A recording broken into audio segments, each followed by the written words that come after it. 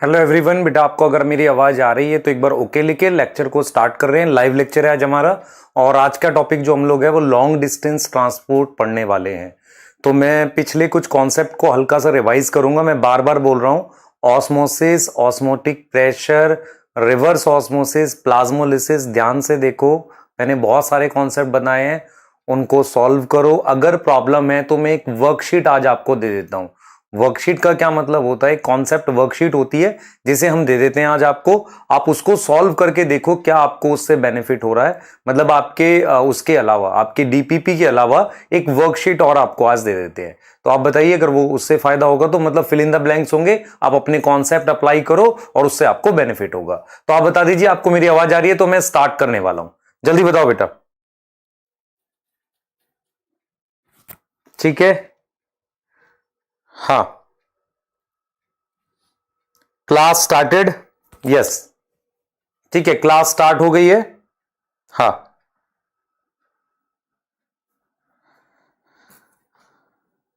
चलिए स्टार्ट करें। करें स्टार्ट में एक बार फटाफट से। अब आपको मेरी आवाज आ रही है। अब आप चैट रोक दो, ठीक है, क्लियर। चैट रोक दो और उसको स्टार्ट करते हैं हम लोग फटाफट से।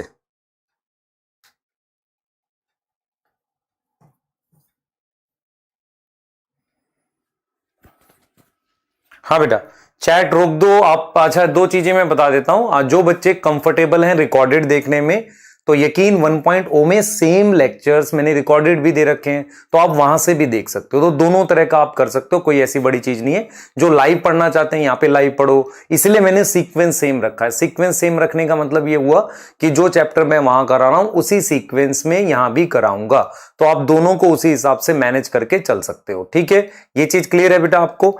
तो हम लोग यहां पर अब आगे पढ़ने वाले हैं और आपको जो मैं टॉपिक पढ़ा रहा हूं वो है transport in plants. Transport in plant में लॉन्ग डिस्टेंस ट्रांसपोर्ट। हमने क्या पढ़ा था लास्ट क्लास में, उसको हल्का सा रिवाइज करेंगे। अब आप चैट मत करेंगे और आप मेरी बात सुनेंगे, ठीक है? चलिए स्टार्ट कर लेते हैं फटाफट से। सबसे पहले मुझे ये देखना है कि आपको मैंने लास्ट जो पढ़ाया उसमें से कितना आपको याद है। क्या आपको याद है कि ऑस्मोसिस क्या था? पानी का डिफ्यूजन था, ये याद होना चाहिए। ऑस्मोसिस किसके अक्रॉस होती है? सेमी परमिएबल के अक्रॉस, ठीक है, ये भी याद होना चाहिए। दूसरा, फोर्स क्या होगा? या तो सोल्यूट पानी को बुलाता है या प्रेशर बुलाता है, ये दो चीजें हो गई। उसके अलावा डायरेक्शन और रेट, मतलब कि किस डायरेक्शन में ऑस्मोसिस होगा और स्पीड कितनी होगी, वो इन चीजों पे डिपेंड करता है, ठीक है। फिर मैंने आपको रिवर्स ऑस्मोसिस पढ़ाया था। रिवर्स ऑस्मोसिस पढ़ाने के लिए मैंने आपको 3 केस बताए थे। केस 1 ये था, आप याद करिए। केस 1 ये था हमारे पास कि पानी जब एंटर करेगा, इसमें फनल में पानी एंटर करेगा, वो A टू B जा रहा होगा। असल में वो लिखने में गलती हुई है बेटा, B टू A आपने देखा है, वो चीज वो लिखने में मिस्टेक हुई होगी। तो पानी A टू B मूव कर रहा है, जिसे मैं ऑस्मोसिस कह रहा हूं, जिसे मैं क्या बोल रहा हूं? ऑस्मोसिस बोल रहा हूं, ठीक है। केस 2 क्या है? वाटर रुक गया। आप याद करो पानी कैसे रुकेगा? जब आप पिस्टन से प्रेशर लगाओगे तो पानी रुक जाएगा। जब आप पिस्टन से प्रेशर लगाओगे तो आपका क्या होगा? पानी क्या होगा? स्टॉप हो जाएगा। तो मेरे पास ये वाटर पोटेंशियल A मेरे पास 0 है और वाटर पोटेंशियल B का मेरे पास क्या है? 0 है। ऐसा कब होगा? यहां का और यहां का वाटर पोटेंशियल 0 कब होगा? जब पिस्टन से प्रेशर लगाया। तो जो पिस्टन से प्रेशर लगाया वो ऑस्मोटिक प्रेशर के बराबर होगा। तो ऑस्मोटिक प्रेशर पिस्टन के प्रेशर के बराबर है जो मैंने पिस्टन से लगाया। ऑस्मोटिक प्रेशर सोल्यूट पे डिपेंड करता है, तो हम ये कहते हैं कि ऑस्मोटिक प्रेशर जो है सोल्यूट का फंक्शन है। ये चीज बताई थी। आरओ के लिए क्या करना पड़ेगा? यहां 0 है, यहां पॉजिटिव लाना पड़ेगा, पानी बाहर। तो अगर आप देखो यहां वाटर पोटेंशियल 0 है, बी के लिए आपको क्या करना पड़ेगा? मान लो आपने क्या किया, +10 लगाया आपने, तो +10 कैसे ला सकते हो? +15 का प्रेशर लगा के। तो अगर आप पिस्टन पे pressure more than atmospheric pressure लगाओ, sorry more than osmotic pressure लगाओगे तो पानी बाहर आ जाएगा। आगे बढ़ते हैं। मैंने आपको डायरेक्शंस बताई थी। High water potential to low, high solute potential to low, high osmotic pressure to low osmotic pressure, आप समझे ध्यान से, और हाई डीपी टू लो और low DPD to high DPD. तो मैंने कहा था कि ऑस्मोटिक प्रेशर और डीपीडी सेम डायरेक्शंस फॉलो करते हैं और डिफ्यूजन प्रेशर और वाटर पोटेंशियल एक जैसी बात होती है। तो high diffusion pressure to low diffusion pressure को डिस्कस किया था। उसके बाद मैंने आपको यह बोला था कि ऑस्मोटिक प्रेशर पॉजिटिव प्रेशर है और सोल्यूट पोटेंशियल नेगेटिव होता है, जिसे ऑस्मोटिक पोटेंशियल कहते हैं। दोनों सोल्यूट पे डिपेंड करता है, पर मेरे पास डायरेक्शन क्या होती है, रिवर्स होती है। डायरेक्शन मतलब मैग्नीट्यूड सेम है, मेरे को इनकी डायरेक्शन दिशा अपोजिट होती है। उसके बाद solute is directly proportional to osmotic pressure और solute is directly inversely proportional to solute potential. ये हमने कर लिया। यहां तक समझ में आ गई बात? यहां तक क्लियर है? ये लास्ट लेक्चर में हमने ये सब बातें करी थी और मैं चाह रहा हूं कि डीपीडी का एक क्वेश्चन आप आज करो फिर से मेरे आगे। अगर आप करोगे तो अच्छा रहेगा। देखो मैंने क्या दिया क्वेश्चन को। डीपीडी का फॉर्मूला होता है osmotic pressure minus turgor pressure. Osmotic pressure minus turgor pressure DPD का फॉर्मूला होता है। डीपीडी एक्चुअल में डायरेक्शन देता है पानी के मूवमेंट की। डीपीडी का ही नाम सक्शन प्रेशर रखा गया है। एक बड़ी कोचिंग के मॉड्यूल में कुछ क्वेश्चंस हैं, बच्चे बनाते हैं, हमसे डाउट पूछते हैं तो हम बताते हैं उसे। तो डीपीडी जो है वो होता है OP minus TP, suction pressure उसे कहते हैं। आ जाओ जरा, सेल ए इसका सोल्यूट पोटेंशियल -40 दे रखा है। सेल बी इसका सोल्यूट पोटेंशियल -60 दे रखा है। तो टर्गर प्रेशर कितना हो गया इसका बताओ। देखो टर्गर प्रेशर ये +20 दे रखा है, ये +30 दे रखा है। अब मैं क्या कर रहा हूं, इसका डीपीडी निकालूंगा। इसको प्योर वाटर में लिखा हुआ है। तो देखो जरा, सेल ए इसका सोल्यूट पोटेंशियल -40 है, तो इसका ऑस्मोटिक प्रेशर कितना आ गया, +40। इसका ऑस्मोटिक प्रेशर कितना आ गया, +60 आ गया। इसका टर्गर प्रेशर कितना है, ए का 20 है। इसका टर्गर प्रेशर कितना है, 30 है। तो इसका डीपीडी कितना आ गया, इसका डीपीडी आ गया 20, 40 - 20। इसका डीपीडी कितना आ गया, इसका डीपीडी आ गया 30। क्लियर है? इतनी चीज आपको प्रॉब्लम नहीं होनी चाहिए। इसका जो डीपीडी है मेरे पास कितना आ गया, 30 आ गया बेटा। ध्यान दो, इसका डीपीडी मेरे पास 30 आ गया। अब देखो ध्यान से, दोनों को प्योर वाटर में रखा है। प्योर वाटर का वाटर पोटेंशियल 0 होता है और इसका डीपीडी भी 0 होगा। क्यों 0 होगा? क्योंकि इसमें सॉल्यूट है नहीं, ऑस्मोटिक प्रेशर 0 और ये क्लोज सिस्टम नहीं है, तो टर्गर प्रेशर 0 हो गया। इतनी चीज आपको आनी चाहिए। अब देखो, विच हैव मोर सॉल्यूट, इसके आंसर्स करने चलने हमें। सबसे पहले क्वेश्चन का 1, 2 आप लिख सकते हो चैट में, 3, 4 इनका आंसर बताओ मुझे। किस सॉल्यूशन में, किस सेल में ज्यादा सॉल्यूट है? कैसे डिसाइड करोगे सॉल्यूट? ऑस्मोटिक प्रेशर से। किसका ऑस्मोटिक प्रेशर ज्यादा, इसका। तो मेरे पास यहां 1 का बी आएगा, ज्यादा सॉल्यूट। किसमें ज्यादा पानी है यह कैसे पता चलेगा? टर्गर प्रेशर से। तो बी में ज्यादा पानी है, टर्गर प्रेशर ज्यादा है। विच एब्जॉर्ब मोर वाटर, यहां डीपीडी 0 है, यहां 30 है। 0 और 30, 0 और 20, अंतर किसमें ज्यादा है यहां? तो be absorb more water. Connect करो दो सेल को, डायरेक्शन बताओ। तो लो डीपीडी टू हाई होता है, डायरेक्शन क्या है, low DPD to high, A to B. क्या आपको ये आंसर समझ आ रहे हैं? क्लियर है? बताओ बेटा, क्या आपको ये सारे आंसर समझ आ रहे हैं? क्वेश्चन ऐसे करना आपको। अगर कोई क्वेश्चन आता है तो आपने ऐसे सोचना है कि आपसे कोई पूछे कि किसमें ज्यादा टर्गर प्रेशर है, जिसका किसमें ज्यादा पानी है, जिसमें टर्गर प्रेशर ज्यादा है। ठीक है, किसमें ऑस्मोटिक प्रेशर ज्यादा है, जिसमें सॉल्यूट ज्यादा है। सही है, और फिर आप उस तरीके से निकाल सकते हो। ठीक है, क्लियर? ए टू बी आएगा, बी टू ए वाले पिटाई खाएंगे। लो डीपीडी टू हाई डीपीडी जा रहा है, अब देख लो खुद से। हां, क्लियर?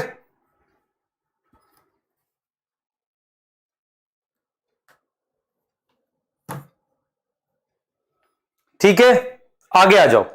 अब ये क्वेश्चन आपके लिए, घर के लिए, होमवर्क के लिए है। ये क्वेश्चन आप होमवर्क में करोगे। मैंने सिर्फ क्या बदला है, यहां पर मैंने सॉल्यूशन लिख दिया है, पानी की जगह मैंने सॉल्यूशन लिख दिया है। आप खुद से करोगे, होमवर्क रहेगा ये आपका। ये होमवर्क है बेटा, दिस इज होमवर्क। ये फर्स्ट है, सेकंड है, थर्ड है, फोर्थ है। मुझे आप चैट में लिख के आंसर बताना क्या क्या आएगा इसको। ये होमवर्क है। आप जब लेक्चर खत्म हो जाएगा उसके बाद चैट में इसके आंसर लिख देना, खुद से करोगे इसे। Which cell have more solute, more water, which cell absorb more water. ठीक है, मेरे पास ये 25 दे रखा है यहां सॉल्यूट पोटेंशियल, ये डिफरेंस है। कनेक्ट करो दो सेल को और देख बताओ कि डायरेक्शन बताने हैं आपको। ठीक है, तो क्या चेंजेस आएगा वो देख लेते हैं। अब यहां से हम लोग आगे पढ़ रहे हैं। ठीक है, चैट रोक दो, अब आगे पढ़ेंगे। क्लियर है यहां तक? यहां तक क्लियर है बेटा? ठीक है, रॉन्ग वाले घर चले जाओ। क्या रॉन्ग है बेटा? लास्ट पेज रॉन्ग है। क्या रॉन्ग है? लो डीपीडी किसका है? यहां पर 20 आ रहा है, यहां 30 आ रहा है, लो टू हाई होगा ना। दो रॉन्ग है। विच have more water? Turgor pressure किसका ज्यादा है? इसका, बी का तो ज्यादा है। हाँ, टर्गर प्रेशर किसका ज्यादा है? जिसमें पानी ज्यादा है। तो which have more water, B आएगा। एब्जॉर्ब मोर वाटर, ज्यादा पानी एब्जॉर्ब कौन करेगा? जिसमें डिफरेंस ज्यादा है। सही है बेटा?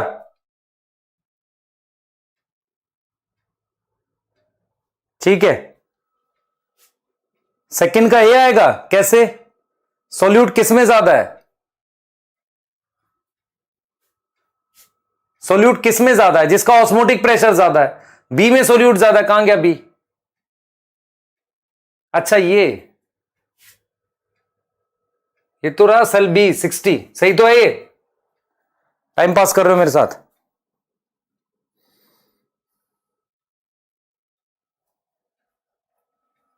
सोल्यूट किसमें ज्यादा है बेटा? आप खुद देख लो। सही है आंसर, सारे सारे सही हैं।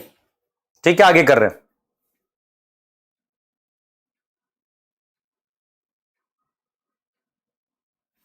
फर्स्ट स्लाइड कौन सी करनी है बेटा? फर्स्ट स्लाइड में क्या रॉन्ग है? A to B, osmosis A to B है।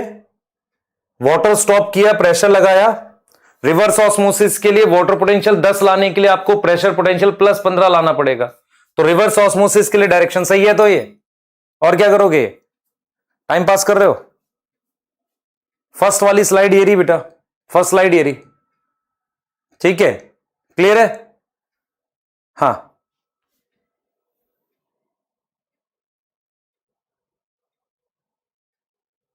बेटा आप लोग चैट बंद करो क्योंकि आप टाइम पास कर रहे हो। मैं इसकी बात कर रहा हूं, मुझे बताओ जरा। Which cell have more solute? ज्यादा सोल्यूट किसमें है? फर्स्ट है ना।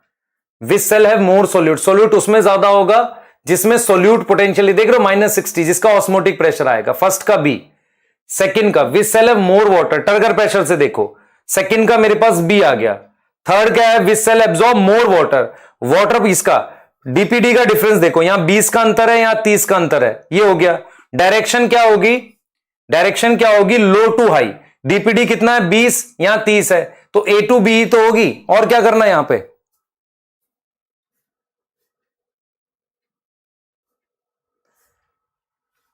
Second slide.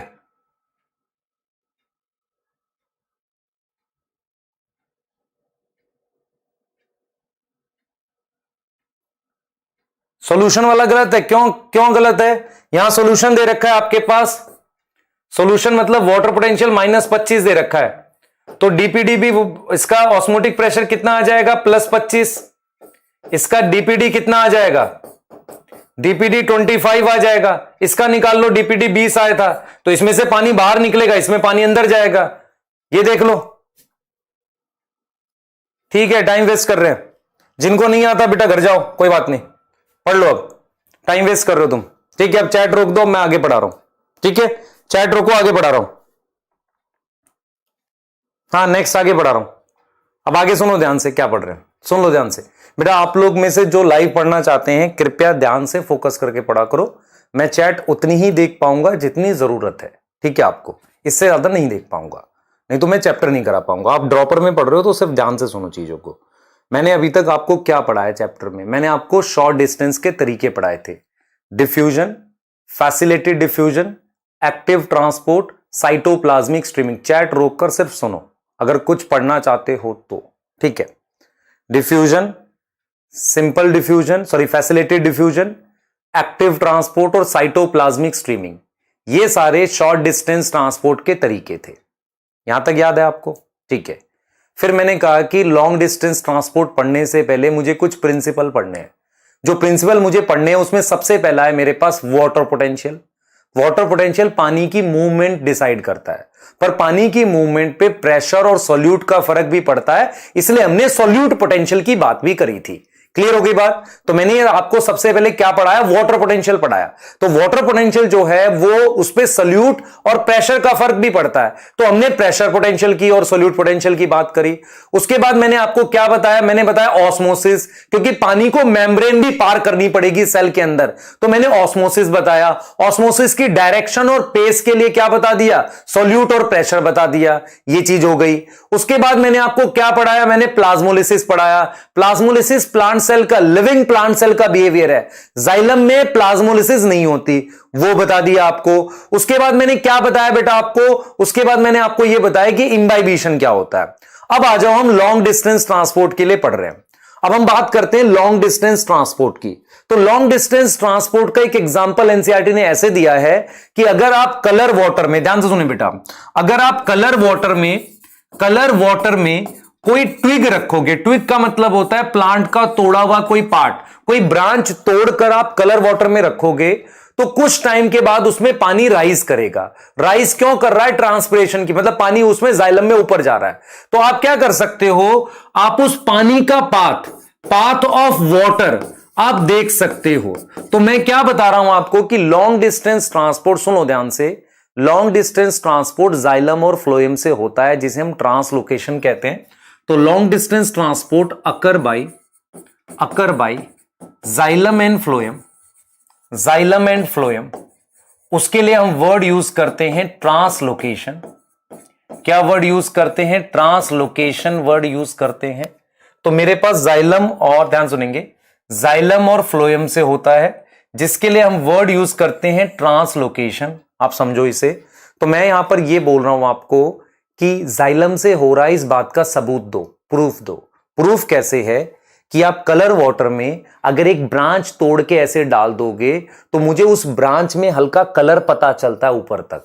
तो एक तरीके से मेरे पास पाथ ऑफ वाटर क्या है, विजिबल हो जाता है।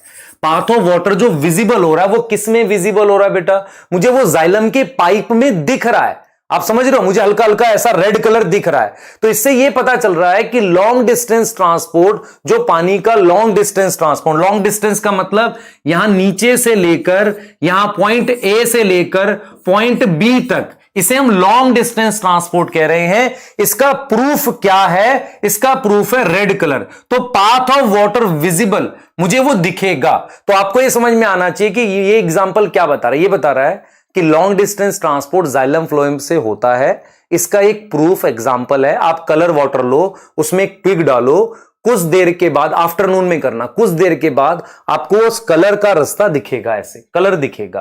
कलर दिखने का मतलब यह हुआ कि वो जाइलम से जा रहा है, पानी का ट्रांसपोर्ट क्या जा रहा है, जाइलम से हो रहा है। तो this proof path of transport is xylem, वो क्या है, जाइलम है। अब हम आगे लॉन्ग डिस्टेंस ट्रांसपोर्ट को डिटेल पढ़ाने वाले हैं। ठीक है, ध्यान से सुनना बेटा, ध्यान सुनना। क्लियर बच्चे जो चैट कर रहे हैं, मैसेज मी योर नंबर, ठीक है। किशन, आपको ब्लॉक कर देना चाहिए बेटा परमानेंटली, आपका बैच ले लेना चाहिए मेरे हिसाब से, है ना। जो मैसेज कर रहे हैं कि मेरे को नंबर दो, है ना, आपको नंबर देके बैच आपसे ले लेना चाहिए हमेशा के लिए। ठीक है, आप नंबर खेलो 5-6 साल के बाद, उसके बाद कुछ और काम करना। ठीक है, हाँ, चैट नहीं करो। ठीक है, दूसरा जो ग्रुप बनाने की बात कर रहे हैं, व्हाट्सएप ग्रुप और ये सारे, बेटा वो ग्रुप ही बनाते रह जाएंगे। ठीक है, अब सुनो ध्यान से जो पढ़ा रहा हूं, सिर्फ सुनो। हाँ, अब चैट नहीं करेगा कोई भी, सिर्फ सुनेगा। ठीक है, क्लियर। हाँ, अब सुनो ध्यान से मैं क्या बता रहा हूं। हम लोग लॉन्ग डिस्टेंस ट्रांसपोर्ट को अब डिटेल में पढ़ने जा रहे हैं। लॉन्ग डिस्टेंस ट्रांसपोर्ट क्या होता है उसको डिटेल में पढ़ेंगे। लॉन्ग डिस्टेंस ट्रांसपोर्ट का एक प्रूफ ये है कि आपने एक ब्रांच काट कर कलर्ड सॉल्यूशन में रखा, आपको उसका पूरा पाथ विजिबल हो गया। ये एनसीईआरटी ने लिखा है। अब सवाल ये उठता है कि लॉन्ग डिस्टेंस ट्रांसपोर्ट होगा कैसे, लॉन्ग डिस्टेंस ट्रांसपोर्ट कैसे होगा, इसके बारे में हम जान रहे हैं।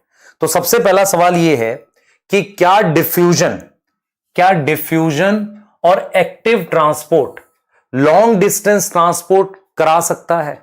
मतलब जो सिंपल डिफ्यूजन हमने पढ़ा, जो सिंपल डिफ्यूजन पढ़ा पानी का, जो सेल के अंदर होगा तो डिफ्यूजन बोलेंगे, मेम्ब्रेन के आर पार होगा तो ऑस्मोसिस बोलेंगे। तो सवाल यह है क्या डिफ्यूजन और active transport long distance transport करा सकता है, यह सवाल है आपसे। तो इसका आंसर यह है बेटा कि जो डिफ्यूजन की स्पीड होती है वो एनसीईआरटी लिखती है कि 50 माइक्रोमीटर 2.5 सेकंड में होती है। 50 माइक्रोमीटर 2.5 सेकंड में होती है, जो कि काफी स्लो है, वेरी स्लो स्पीड है। इस स्पीड से अगर मुझे पानी का ट्रांसपोर्ट करना पड़े, इस स्पीड से अगर पानी का ट्रांसपोर्ट करना पड़े तो जो टाइम लगेगा 1 मीटर ट्रांसपोर्ट में, 1 मीटर ट्रांसपोर्ट में मुझे लगभग 32 साल लग जाएंगे, 32 इयर्स लग जाएंगे पानी के ट्रांसपोर्ट में, 30 से 32 साल। इसका मतलब यह हुआ कि पानी जो डिफ्यूजन से नहीं ट्रांसपोर्ट होगा, कुछ और करना पड़ेगा। तो सबसे पहले आप यह समझो कि लॉन्ग डिस्टेंस ट्रांसपोर्ट में डिफ्यूजन और एक्टिव ट्रांसपोर्ट का बहुत ज्यादा पानी के लॉन्ग डिस्टेंस में रोल नहीं है, पानी के एब्जॉर्प्शन में रोल हो सकता है। तो हम यहां पे क्लियरली मेंशन कर रहे हैं कि long distance transport, for long distance transport, क्या लिखा मैंने देखो, diffusion and active transport is not sufficient. NCERT लिखते हैं not suffice, is not sufficient, ये काफी नहीं, ये मदद कर सकता है पर काफी नहीं है। तो हेल्प करेगा, यस करेगा, बट नॉट सफिशिएंट है। रीजन ये है कि लॉन्ग डिस्टेंस बहुत दूर तक कराना, पेड़ तो बेटा 100 मीटर की हाइट तक होते हैं, तो उतने लंबी दूरी पे ट्रांसपोर्ट कराने में 1 मीटर में 32 साल लगेंगे। तो क्या ये ट्रांसपोर्ट हो पाएगा? नहीं। तो सिंपल डिफ्यूजन और एक्टिव ट्रांसपोर्ट से तो नहीं हो पाएगा। अब कैसे करोगे? यहां तक क्लियर हो गया? पहला पॉइंट क्लियर हो गया कि मैं जाइलम का पाथ देख सकता हूं। दूसरा पॉइंट क्लियर हो गया, सिंपल डिफ्यूजन से और फैसिलिटेड एक्टिव ट्रांसपोर्ट से नहीं कर पाएंगे, कोई और तरीका बताओ, प्लांट कुछ और करेगा लॉन्ग डिस्टेंस ट्रांसपोर्ट के लिए। ये 2 बात क्लियर हुई, बिल्कुल है ना? ठीक है, आगे चलो। कौन सा और तरीका है? कौन सा और तरीका है? तो जब हम लॉन्ग डिस्टेंस ट्रांसपोर्ट की बात करते हैं तो किसके थ्रू हो रहा है? सुन लो ध्यान से, किसके थ्रू हो रहा है? जाइलम फ्लोएम में होगा। लॉन्ग डिस्टेंस ट्रांसपोर्ट के लिए मुझे 3 चीजों को जानना पड़ेगा। यही मेन कॉन्सेप्ट है पूरे चैप्टर का, बहुत ध्यान से सुनना। Osmosis, water potential, reverse osmosis, आपके पास टर्गर प्रेशर, इनके इजी क्वेश्चन आते हैं। मुश्किल क्वेश्चन इससे आएगा अगर आया तो, क्योंकि चैप्टर का मेन कॉन्सेप्ट यही है। तो लॉन्ग डिस्टेंस ट्रांसपोर्ट के लिए मुझे 3 चीजों की जरूरत होगी। फोकस करना बहुत ध्यान से। लॉन्ग डिस्टेंस ट्रांसपोर्ट के लिए 3 चीजें चाहिए। पहला सिद्धांत, कि क्या सिद्धांत फॉलो करूं मैं, कौन सा सिद्धांत फॉलो करूं। प्रिंसिपल का मतलब होता है कि विच रूल और principle should be followed, should plant follow in long distance. Long distance में प्लांट कौन सा प्रिंसिपल फॉलो करता है, इसे ही हम नाम देते हैं बल्क फ्लो, मास फ्लो। ये आपको समझना पड़ेगा बेटा। बल्क फ्लो और मास फ्लो टीचर्स मिस करते हैं, वो समझते हैं कि ये शायद नहीं पढ़ाने वाली चीज है। नहीं, bulk flow, mass flow long distance transport का सिद्धांत है। इसके बिना ट्रांसपोर्ट होगा ही नहीं। ये लॉन्ग डिस्टेंस ट्रांसपोर्ट का मेन सिद्धांत है, यही प्रिंसिपल होता है लॉन्ग डिस्टेंस ट्रांसपोर्ट का। उसके बाद हम बात करते हैं फोर्स।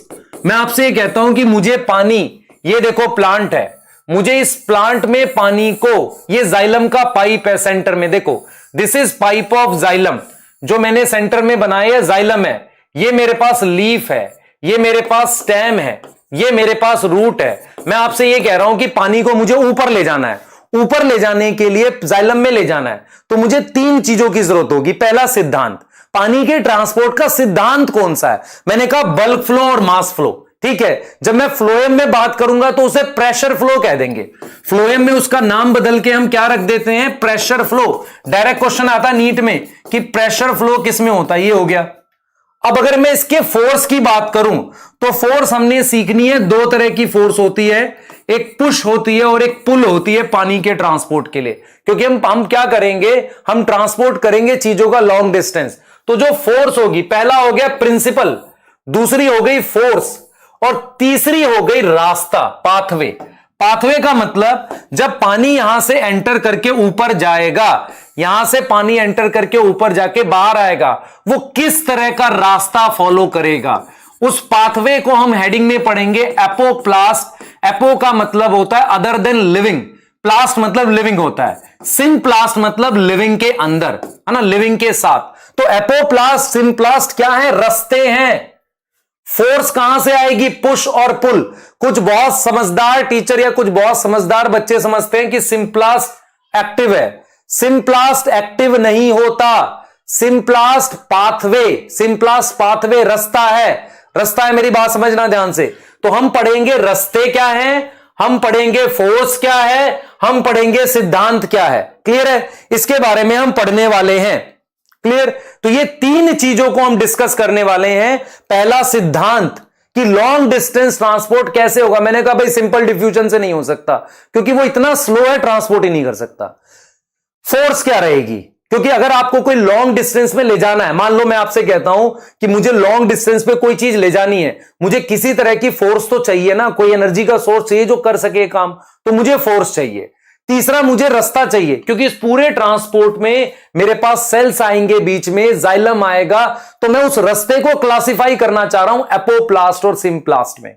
यह चीज क्लियर है? सही है। सबसे पहले सिद्धांत को पढ़ते हैं। क्लियर है? बताओ यहां तक, जल्दी बोलो।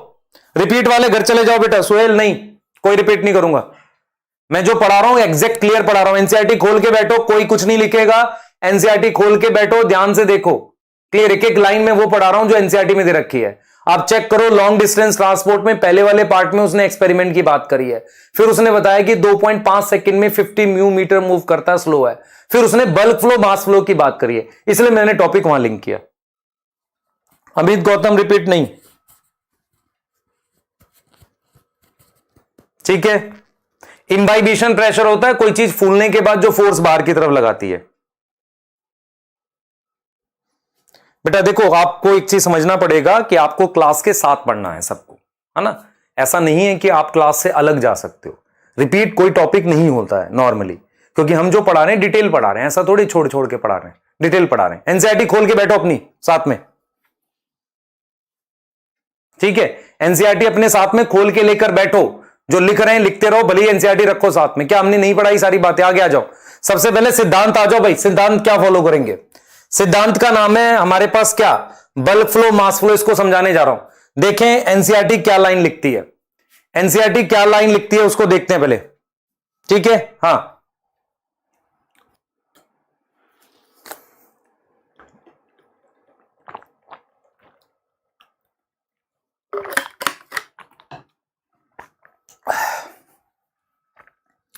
देखो बेटा ध्यान से सुनो। बल्क फ्लो मास फ्लो को मैं एक तरीके से समझाऊंगा, समझना ध्यान से। बल्क फ्लो मास फ्लो को मैं एक तरीके से समझाना चाह रहा हूं, और उसको समझना, एनसीईआरटी की लाइनें जो होंगी वो सारी समझ आ जाएंगी।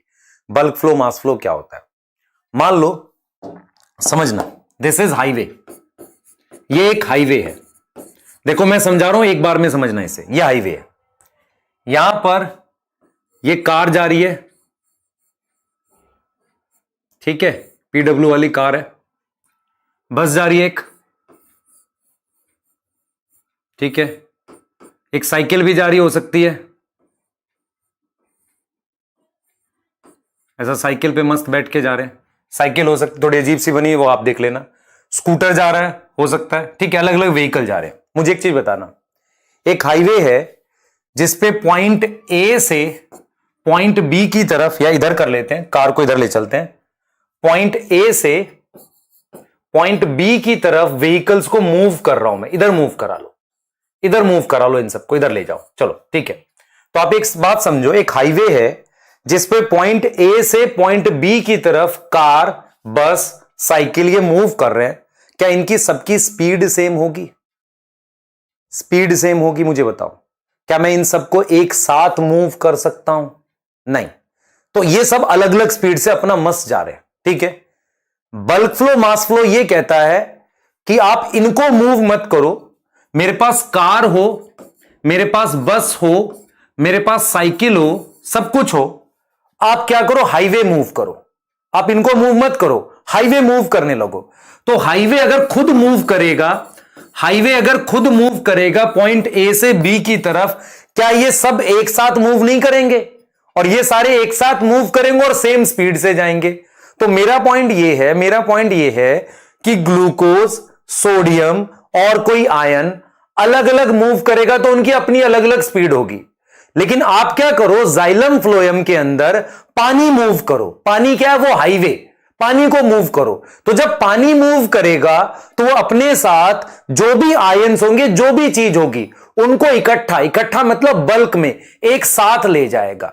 तो बल्क फ्लो मास फ्लो क्या है? एक प्रिंसिपल, एक सिद्धांत है। वो सिद्धांत ये कहता है कि मान लो ये जाइलम का पाइप है, ये जाइलम का पाइप है, ये लीफ आ गई, ये मेरे पास रूट के पास जाइलम है। तो ये सिद्धांत ये कहता है कि ये जो पानी है, ऊपर पानी मूव कर रहा है। ऊपर कौन मूव कर रहा है? पानी मूव कर रहा है जाइलम में। और उसमें ये सारी चीजें, चाहे वो ग्लूकोज हो, चाहे वो क्या हो, सुक्रोज हो, चाहे वो NaCl हो, है ना, कोई भी चीज हो, सबको वो एक साथ लेकर जाएगा। इसे बल्क फ्लो मास फ्लो कहते हैं। तो बल्क फ्लो मास फ्लो कहता है कि मैं इंडिविजुअल मूवमेंट नहीं करूंगा, मैं किसको मूव करूंगा? मीडियम को। किसको मूव करूंगा? मीडियम को। मीडियम क्या है? पानी। तो अगर मैं पानी को मूव करूंगा तो उसके साथ सारी चीजें अपने आप मूव करेंगी। यही चीज एनसीईआरटी लिखती है। एनसीईआरटी लिखती है कि बल्क फ्लो मास फ्लो कहता है कि मेरे पास सारी चीजों को एक साथ मूव करना है। यह तभी पॉसिबल है जब हाईवे मूव करे, नहीं तो बस की, कार की, साइकिल की स्पीड अलग अलग होगी। लेकिन अगर मैं हाईवे मूव करूं, मैं पानी मूव करूं जाइलम में, तो सभी लोग एक स्पीड से जाएंगे। अब उसमें एक चीज उसने बोली है कि मान लो ग्लूकोज घुला हुआ है तो वो सॉल्यूशन का हिस्सा है। मान लो कोई ऐसा आयन है जो घुला नहीं है तो उसे सस्पेंशन बोलेंगे ना। तो सॉल्यूशन हो चाहे सस्पेंशन हो, सभी swept along with same pace, एक ही पेस के साथ मूव करेंगे। पर उसके लिए मुझे क्या चाहिए? मैं हाई प्रेशर से लो प्रेशर की तरफ, मान लो मैं यहां लिख देता हूं हाई प्रेशर, हाई प्रेशर से मैं मूव कर रहा हूं किधर? लो प्रेशर की तरफ। मैं इसको ऐसे भी लिख सकता हूं, हाई वाटर पोटेंशियल से मैं मूव कर रहा हूं, क्योंकि पानी मूव कर रहा हूं, तो हाई से मैं मूव कर रहा हूं किसकी तरफ? लो वाटर पोटेंशियल की तरफ। तो बल्क फ्लो मास फ्लो क्या कहता है? सिद्धांत है, जाइलम और फ्लोएम में दोनों में काम करेगा। वो ये कहता है कि जाइलम और फ्लोएम में सोडियम नहीं मूव कर रहा, ग्लूकोज मूव नहीं कर रहा, उसका मीडियम मूव कर रहा है। मीडियम कौन है? पानी। पानी को मूव कर रहा है। जब पानी मूव कर रहा है तो सबको सेम स्पीड से लेकर जा रहा है, इकट्ठा, बल्क में लेकर जा रहा है, इकट्ठा। और उसके लिए उसको क्या चाहिए? एक तरफ हाई वाटर पोटेंशियल चाहिए, एक तरफ लो वाटर पोटेंशियल, या हाई प्रेशर से लो प्रेशर। यह है बल्क फ्लो मास फ्लो। क्या समझ आया? ठीक है, एनसीईआरटी खोल लो और समझ लो। एनसीईआरटी ये लाइन लिखती है आपके लिए, देख लो। एनसीईआरटी लिखती है ये लाइन कि movement of substance in bulk, bulk मतलब इकट्ठा, और एन मास से मतलब एक साथ, किसी और लैंग्वेज में, from one point two other, result of pressure difference. Feature of bulk transport क्या है? प्रेशर डिफरेंस होना चाहिए। सॉल्यूशन और सस्पेंशन, चीज घुली हुई है या नहीं घुली है, swept along with same pace, बहता जाएगा पानी में सेम स्पीड से। क्लियर? एकदम चमका लो अपनी आंख में जो चीज मैंने बताई। क्योंकि होता क्या है, अगर आप लॉन्ग डिस्टेंस ट्रांसपोर्ट का सिद्धांत नहीं समझ में आया तो चैप्टर तो समझ आएगा लेकिन जुड़ेगा नहीं, ये मैं 100% श्योर हूं। तो बल्क फ्लो मास फ्लो जो है वो क्या कहता है? वो ये कहता है कि हाई प्रेशर से लो प्रेशर की तरफ जाना है, सबको सेम स्पीड से बहा के ले जाना है। ये पॉइंट्स है। तो पहला तो मुझे प्रेशर डिफरेंस चाहिए, क्योंकि मैं आपसे ये सवाल पूछूंगा, मैं आपसे जब फ्लोएम पढ़ाऊंगा तो ये सवाल पूछूंगा कि मेरे पास ये रूट है, इस लीफ ने खाना बनाया, इस लीफ ने खाना बनाया, ये पॉइंट ए है, ये रूट बी है, और ये फ्रूट है, ये पॉइंट क्या है? सी। तो इस लीफ को कैसे पता कि खाना रूट में भेजना है कि फ्रूट में भेजना है? उसकी आंखें थोड़ी हैं। तो कहीं ना कहीं प्रेशर डिफरेंस काम करता होगा। अगर यहां हाई प्रेशर है, मान लो यहां प्रेशर 10 है, यहां प्रेशर अभी 4 है, यहां प्रेशर 3 है मान लो, या 4 है मान लो, यहां पे प्रेशर 4 है, यहां खाना दोनों जगह में से, या मान लो खाना यहां भेज रहे हैं, खाना यहां प्रेशर मान लो 5 है, यहां 5 है, तो खाना पहले इसको भेजेंगे रूट को, कहेंगे भाई तू रूट तू ले खाना, पहले तेरे को जरूरत है। जब यहां खाना ज्यादा हो जाएगा तो प्रेशर बढ़ गया, तो अब जब रूट को सफिशिएंट खाना मिल गया तो अब लीफ खाना किसको भेजेगी? फ्रूट को भेजेगी। तो ये प्रेशर पॉइंट काम करते हैं फ्लोएम में। आंखें तोड़ी हैं उसकी लीफ की, कहां भेजेगा खाना? क्लियर है? अरे क्लियर चमका कुछ?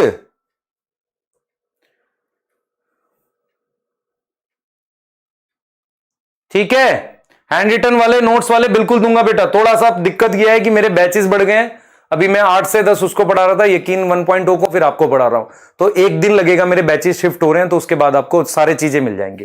परेशान मत होना, 100% सारा चीज दूंगा मैं। ठीक है, एक बार दोबारा कुछ नहीं बताने वाला। मैं सिर्फ ये कह रहा हूं कि क्या फ्लोएम में कैसे डिसाइड, फिर बता दिया मैंने, पर मेरी आदत खराब है ना, मैं बता देता हूं दोबारा। ये लीफ है, लीफ की आंखें तो है नहीं, फ्रूट को भेजना है, रूट को भेजना है। जहां प्रेशर ज्यादा कम होगा वहां खाना भेजा जाएगा। तो पहले रूट को भेजेंगे, खाना भर जाएगा। अब किसको भेजेंगे? फ्रूट को। क्लियर है? हां, तो आपने बिल्कुल ये चीज समझ लिया। अच्छा, एनसीईआरटी कहती है कि analogy of bulk flow. What is analogy? Similarity, समानता। सिमिलैरिटी किसके साथ है बल्क फ्लो की?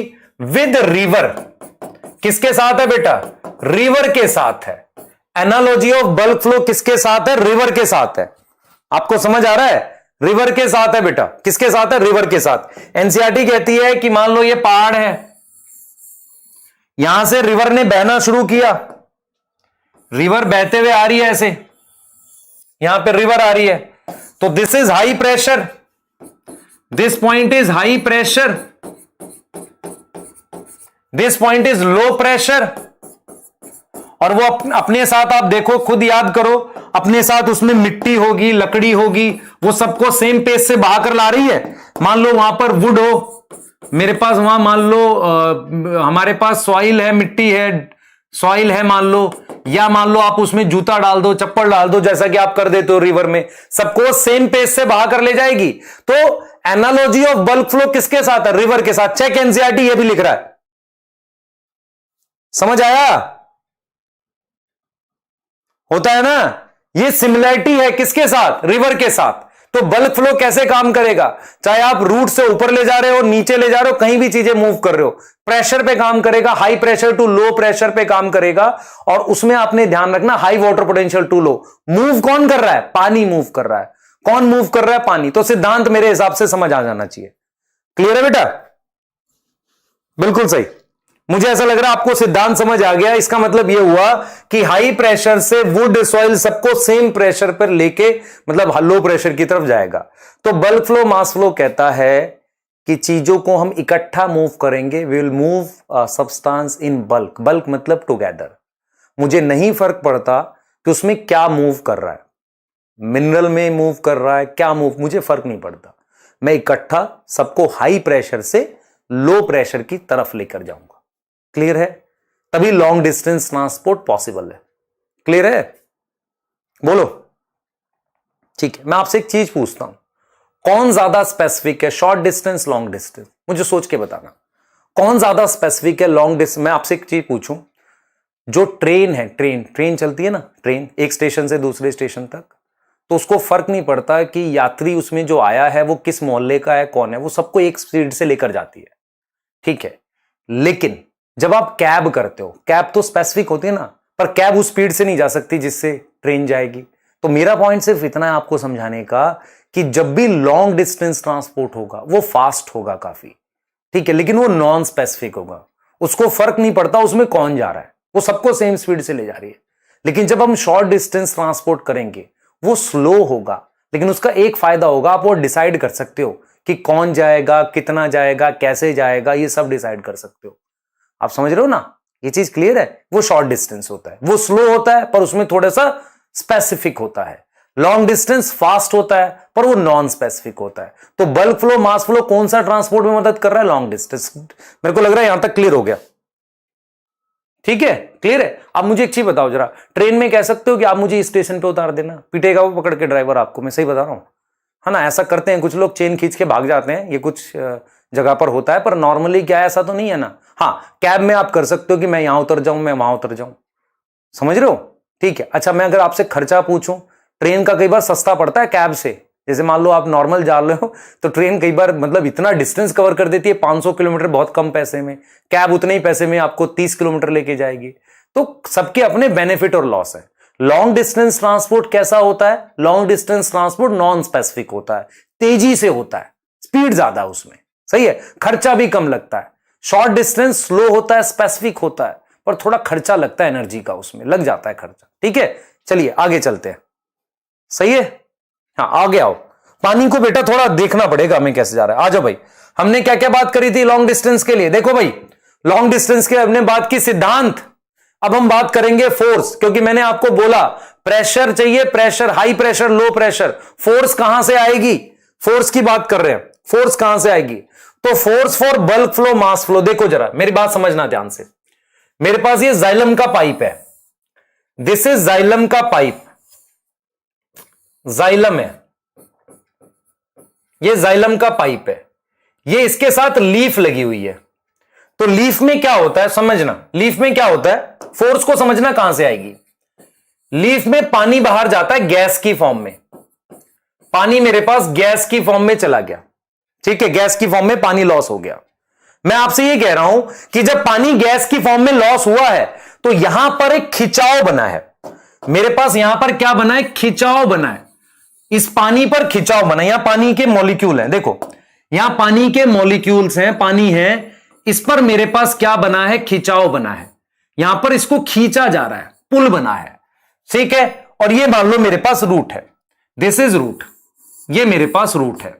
तो आपको ये चीज समझ में आनी चाहिए कि पानी अंदर एंटर किया वो एक अलग बात है, लेकिन उसको ऊपर खींचा जा रहा है। तो मैं अगर कहूं यहां पर लो प्रेशर है, सॉरी हाई प्रेशर है, यहां लो प्रेशर है, क्योंकि पुल नेगेटिव प्रेशर होता है, तो फोर्स कहां से आएगी?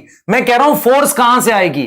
तो पहला तो मैंने जाइलम की बात की, तो जाइलम लॉन्ग डिस्टेंस में फोर्स कहां से आएगी? मैं कहूंगा पुल, पुल मतलब खिंचाव, और खिंचाव को याद करो हमने क्या पढ़ाया था आपको, negative hydrostatic pressure. Negative hydrostatic pressure का मतलब होता है पानी में लगने वाली फोर्स जो कि पुल की तरह हो। पुल, देखो पुल को कहते हैं, पुल है ना, पुल, पुल कौन सा हो गया, नेगेटिव प्रेशर हो गया और पानी में लग रहा है। तो बल्क फ्लो मास फ्लो के लिए फोर्स कहां से आएगी? या तो पुल होगा, या तो पुल होगा, या मान लो मैंने ये जाइलम का पाइप बना दिया, ये जाइलम, ये फ्लोएम का पाइप है, ये फ्लोएम का पाइप है, इस फ्लोएम के पाइप में हमने ये लीफ बना दी, इस लीफ की मदद से खाने को यहां डाला और उसकी वजह से एक पुश डेवलप हो गया। क्या डेवलप हो गया? पुश। और खाना कहां पहुंच गया? रूट में। तो मैं आपको यह बता रहा हूं कि फ्लोएम में क्या लगता है, पुश लग जाता है, और पुश क्या हो गया? Positive hydrostatic pressure. तो आपको यह समझ में आना चाहिए, आपको यह समझ में आना चाहिए कि जाइलम में ट्रांसपिरेशन होने की वजह से, ट्रांसपिरेशन की वजह से खिंचाव लगता है जो पानी को ऊपर खींचता है। तो फोर्स दो तरीके से आ सकती है पानी की मूवमेंट के लिए, बल्क फ्लो मास फ्लो के लिए, या तो वो पुल होगी या वो फ्लोएम में पुश की फॉर्म में होगी। तो या तो पुल लगेगा या पुश लगेगा, और कोई फोर्स नहीं हो सकती। तो इसका मतलब बल्क फ्लो मास फ्लो का सिद्धांत, सॉरी लॉन्ग डिस्टेंस ट्रांसपोर्ट का सिद्धांत है बल्क फ्लो मास फ्लो। पानी मूव करेगा, अपने साथ चीजें ले जाएगा। उसके लिए बल कहां से आएगा, फोर्स कहां से आएगा? फोर्स आएगा किससे? या तो ट्रांसपिरेशन पुल से या पुश से आएगा। पुश, पुश हम देखेंगे दो तीन तरह के, आपको पुश से आएगा, या तो धक्का दे रहे होंगे पानी को, या क्या कर रहे होंगे, खींच रहे होंगे। आप समझ रहे हो, खींच रहे होंगे। तो जब हम खींचेंगे, नेगेटिव वैल्यू देंगे प्रेशर पोटेंशियल की, तो यहां प्रेशर पोटेंशियल कम होगा ना, नेगेटिव में आएगा। यहां मान लो पॉजिटिव में या नेगेटिव में ही है, मान लो यहां वाटर पोटेंशियल -100 है, तो यहां पर वाटर पोटेंशियल मान लो -200 है, तो डायरेक्शन तो पानी की यही आएगी। तो या तो पुल होगा या पुश होगा, ठीक है। यहां हाई प्रेशर है, यहां से वहां जा रहा है, यहां हाई प्रेशर है, यहां से रूट की तरफ लो प्रेशर है। क्लियर हो गया? बोलो जल्दी, समझो इस बात को। तो पानी ऐसे हवा में ऐसे फालतू नहीं मूव करता बेटा। आपको लगता है यार प्लांट में पानी कहीं का कहीं जा रहा, नहीं, प्रॉपर सिद्धांत काम करते हैं, रूल्स काम करते हैं। ये रूल्स आपकी लाइफ में भी काम करेंगे। तो या तो पुल होगा या पुश होगा। काम कौन करेगा? Bulk flow. बल्क फ्लो में मूव कौन करेगा? पानी। बेटा पुश कैसे होगा उसका पूरा प्रिंसिपल सिखाऊंगा। ये पुश कैसे डेवलप होगा इसका पूरा प्रिंसिपल सिखाऊंगा, ये मेरे पे है, ये छोड़ दो अभी। पर ये याद रखो, फ्लोएम में पुश लगता है, जाइलम में पुल लगता है।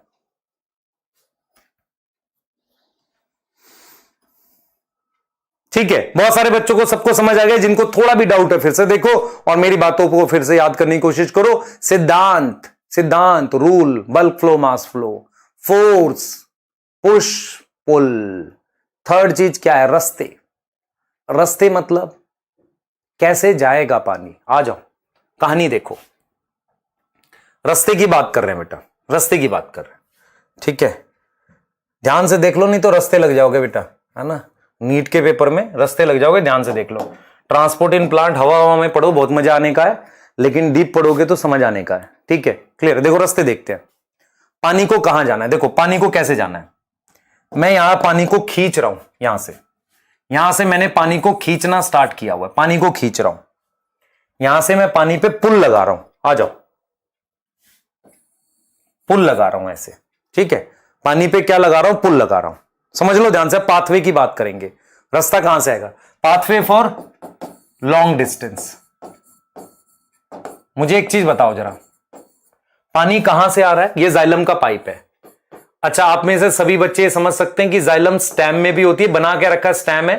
This is leaf and this is root. तो जाइलम तीनों में होती है। पानी जो है ऐसे जा रहा है, देखो पानी इस तरीके से ऐसे गया जाइलम में।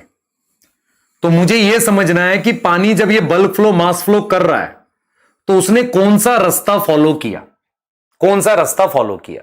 मतलब मेरा पॉइंट यह है कि पानी जाते वक्त कैसा रास्ता फॉलो कर रहा है, ठीक है, कैसा रास्ता फॉलो कर रहा है, समझना इसको। मान लो पानी रूट की बात कर लेते, ये रूट है, तो पानी क्या है, समझना इस चीज को, समझना बेटा। पानी क्या है? जैसे मान लो ये रूट के सेल्स हैं, ये रूट के क्या है? सेल्स, ऐसे ये सेल्स हैं। तो हम ये समझते हैं कि पानी अगर सेल्स के बीच में से निकल रहा है, बीच में से निकल रहा है, समझ रहे हो, बीच में से निकल रहा है, तो इसका मतलब उसको रेजिस्टेंस नहीं है, कोई रोक नहीं रहा। और हम क्या कहते हैं कि जो रास्ते होते हैं वो दो तरह के होते हैं। एक होते हैं एपोप्लास्ट रास्ते हैं और सिम्प्लास्ट है। अब आप सोच के बताओ मैं यहां पे क्या बोलना चाह रहा हूं। मैं ये कह रहा हूं कि ये जो पानी मूव कर रहा है, नीचे से ऊपर जा रहा है, इसके बीच में उसने कौन सा रास्ता फॉलो किया? एपोप्लास्ट, सिम्प्लास्ट या दोनों? एपोप्लास्ट का पहले मतलब समझो, सिम्प्लास्ट का मतलब समझो, तो आपको क्लियरिटी होगी। देखो, what is meaning of apoplast? What is meaning of apoplast? Apo word का मतलब एक तरीके से नॉन लिविंग मतलब होता है, इसका मतलब नॉन लिविंग होता है। और सिम का मतलब एक तरीके की लिविंग बात को कह रहे होते हैं। देखो, प्लास्ट मतलब लिविंग हो गया ना, अदर देन, एपोप्लास्ट मतलब अदर देन लिविंग टाइप से बात कर रहे हैं। देखो, दिस इज सेल, है ना, ये सेल है, प्लांट सेल है, ये सेल वॉल है, ये जाइलम का पाइप है। What is meaning of apoplast? जब पानी यहां से ऊपर जा रहा था तो उसने एपोप्लास्ट अगर रास्ता फॉलो किया तो उसका मतलब क्या है वो देखो। एपोप्लास्ट का मतलब होता है कि पानी अगर सेल्स के बीच में से जाए, क्योंकि सेल के बीच की जगह लिविंग नहीं मानी जाती, क्योंकि सेल के अंदर का जो एरिया है ये, इसको मैं लिविंग मानता हूं। ये जो अंदर का एरिया है इसको मैं लिविंग मानता हूं, लिविंग स्पेस मानता हूं, क्योंकि वहां साइटोप्लाज्म है, वहां मेरे पास क्या है? साइटोप्लाज्म है, उसको मैं लिविंग मानता हूं। सेल्स के बीच का जो स्पेस है ये बिटवीन सेल, तो एपोप्लास्ट का मतलब हो गया बिटवीन टू सेल, दो सेल के बीच की जगह, उसको मैं नॉन लिविंग मानता हूं। तो अगर पानी वहां से जा रहा है, सेल के बीच में से जा रहा है, तो उसे हम एपोप्लास्ट बोलेंगे। समझो इसे। दूसरा एपोप्लास्ट का मतलब समझो। सेल वॉल क्या होती है? प्लांट ने एक तरीके का केमिकल बाहर रिलीज किया होता है, तो अगर पानी सेल वॉल के ऊपर से जा रहा है ऐसे, तो उसे भी एपोप्लास्ट बोला जाएगा। अगर पानी, ध्यान से देखें बेटा, ध्यान से देखो आप लोग, मान लो ये सेल वॉल है मेरे पास, ये जो मैंने ग्रीन कलर से बना रखा है ये सेल वॉल है, देखना ध्यान से। मेरे पास ये सेल है, ये ऐसे सेल है, और ये मेरे पास सेल वॉल है। This is cell wall, this is cell wall, ये मेरे पास सेल वॉल है। तो अगर पानी सेल वॉल के ऊपर से भी जाएगा, ये देखो सेल वॉल से जा रहा है ये पानी ऐसे, तो इसे भी एपोप्लास्ट बोलेंगे। और अगर जाइलम डेड है, जाइलम क्या होता है? डेड सेल होते हैं। तो अगर डेड सेल के अंदर से जा रहा है तो उसे भी एपोप्लास्ट बोलते हैं। तो एपोप्लास्ट के 3 मतलब होते हैं प्लांट के अंदर। प्लांट के अंदर 3 मतलब है एपोप्लास्ट के। एपो का मतलब होता है कि अदर, किससे अदर? लिविंग से अदर। अगर एपोप्लास्ट का मतलब होगा non living space. Non living space, ऐसी जगह जो लिविंग नहीं है, ऐसी जगह जो लिविंग नहीं है उसे नॉन लिविंग स्पेस कह रहे हैं। तो नॉन लिविंग स्पेस कौन कौन सा होगा? बिटवीन 2 सेल, 2 सेल के बीच में, क्योंकि सेल के अंदर तो लिविंग है, सेल के अंदर लिविंग है, ये लिविंग है बेटा अंदर, इनके बीच में नॉन लिविंग है। सेल वॉल के ऊपर से जाना और डेड सेल से जाना, इन्हें एपोप्लास्ट कहते हैं। तो जब रूट से पानी बल्क फ्लो, मास फ्लो करता है ना, तो उसके पास ऑप्शन होता है कि सेल के बीच में से निकल जाऊं। समझ रहे हो? सेल के बीच में से निकल जाऊं। दूसरा उसके पास ऑप्शन होता है कि मैं सेल के बीच में से जाने के साथ साथ मैं कहां से निकल जाऊं? मैं सेल वॉल के ऊपर से निकल जाऊं। आप समझो ध्यान से। तीसरा ऑप्शन क्या होता है मेरे पास? तीसरा ऑप्शन क्या होता है मेरे पास कि वो जाइलम के अंदर से जाता है। जाइलम का जो पाइप है वो डेड सेल है, तो वहां से जाना भी एपोप्लास्ट कहलाएगा। तो through cell wall, through cell wall इसको एपोप्लास्ट बोला, और थ्रू जाइलम इसको हमने क्या बोला? एपोप्लास्ट बोला। तो ये एपोप्लास्ट का मतलब होता है एक तरीके से ऐसी जगह जो नॉन लिविंग है। तो जब हम सिम्प्लास्ट की बात करते हैं, सिम्प्लास्ट का मतलब देखो, ये सेल वॉल है बेटा, ये सेल वॉल है, ठीक है, ये सेल मेम्ब्रेन है, ये सेल मेम्ब्रेन है, और ये प्लाज्मोडेस्मेटा है। प्लाज्मोडेस्मेटा आपको बताया था 2 प्लांट के बीच का कनेक्शन है, प्लाज्मोडेस्मेटा है, और इसमें आपको पता है साइटोप्लाज्म है सारा। तो अगर मैं यहां पर मूव कर रहा हूं, आप देखो ध्यान से, अगर मैं पानी को मूव कर रहा हूं, ऐसे पानी को साइटोप्लाज्म में से मूव कर रहा हूं, तो एक तरीके से मैं लिविंग में से जा रहा हूं। तो सिम्प्लास्ट वर्ड का क्या मतलब होता है? सिम्प्लास्ट मतलब लिविंग के साथ। तो लिविंग के साथ जा रहे, जैसे हम लिखते हैं ना सिम्पोर्ट, सिम्पोर्ट मतलब साथ में, तो लिविंग के साथ जा रहा है। तो सिम्प्लास्ट का मतलब है थ्रू लिविंग, थ्रू लिविंग, और इसका मतलब हो गया, मतलब साइटोप्लाज्म में से जाना। तो अगर वो साइटोप्लाज्म में से पानी जा रहा है तो उसे सिम्प्लास्ट कहेंगे, और अगर वो सेल के बीच में से जाए, सेल वॉल से जाए और जाइलम से जाए, उसे एपोप्लास्ट कहेंगे। तो मेरे पास 3 चीजें पढ़ी पहले मैंने। एक सिद्धांत लॉन्ग डिस्टेंस ट्रांसपोर्ट, एक मैंने पढ़ा आपसे, मैंने एक पढ़ा, मेरी बात समझना, एक मैंने पढ़ा आपसे कहा फोर्स, पुश या पुल, तीसरा रास्ता। प्लांट में जब सेल्स होते हैं मेरे पास क्या ऑप्शन है? जैसे मैं आपसे कहूं जाइलम, जाइलम तो एपोप्लास्ट है। किसी सेल के अंदर से पानी जाए, सिम्प्लास्ट, सेल के बीच में से जाए, एपोप्लास्ट। क्लियर है ये? बताओ बेटा, क्लियर? एक कह रहा रिकॉर्डेड है, पिटाई कर दूंगा तेरी मैं, चिलवा चिलवा के पढ़वा रहा है, ऊपर से कह रहा रिकॉर्डेड है, लाइव पढ़ा रहा हूं। हाँ, हसनैन राजा, तेरा बाजा बज जाएगा भाई, खामखा की बात कर रहा है। बफरिंग नहीं हो रही भाई, कोई बफरिंग नहीं है। एक बार सेल जैसी चीज बदलने हम।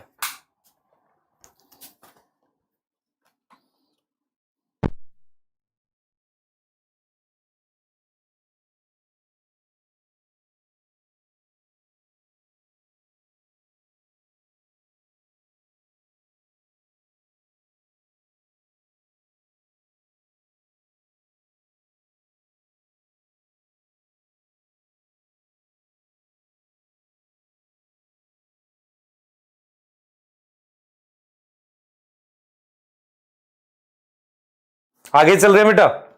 एपोप्लास्ट सिम्प्लास्ट क्लियर होना चाहिए, ठीक है? एपोप्लास्ट सिम्प्लास्ट क्लियर होना चाहिए।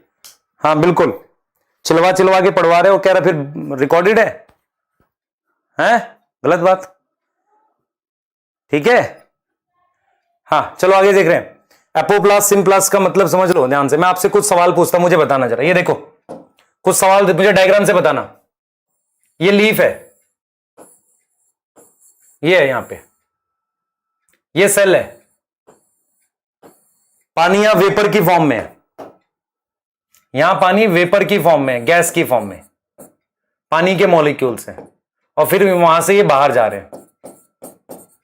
मुझे बताओ ये क्या है? ए एपोप्लास्ट है कि सिम्प्लास्ट है? पानी सेल्स के बीच में है, वेपर की फॉर्म में, सिम्प्लास्ट है। खुद से देख लो।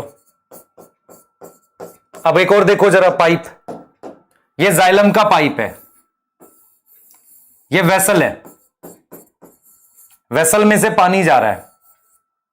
ये एपोप्लास्ट है कि सिम्प्लास्ट है? ये फर्स्ट क्वेश्चन है, ये सेकंड हो गया।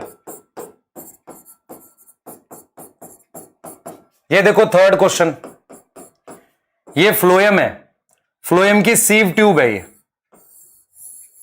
ये सीव ट्यूब है। सीव ट्यूब में पानी खाने को लेकर जा रहा है ऐसे, ठीक है। यहां पर पानी मूव कर रहा है और साथ में फूड मूव कर रहा है। मुझे बताओ ये एपोप्लास्ट है थर्ड का कि सिम्प्लास्ट है? बताना जरा मुझे, ये तीन केस बताओ। अब बताओ जरा, अगर सेल्स के बीच में से है, लीफ के बीच में वेपर बन गया हो, मतलब भले एपोप्लास्ट है, वेसल एपोप्लास्ट है, सीव ट्यूब को लिविंग सेल मानते हैं, एनसीईआरटी चेक करना कभी भी, लिविंग सेल मानते हैं, तो क्या लूंगा मैं उसे? सिम्प्लास्ट लूंगा। ये फ्लोएम की बात कर रहा हूं, फ्लोएम में ट्रांसपोर्ट कौन करता है? सीव ट्यूब करता है।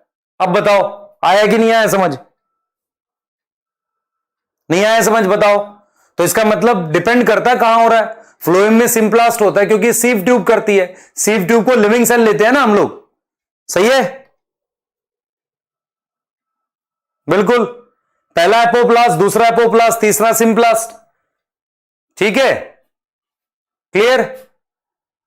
बताओ जल्दी से।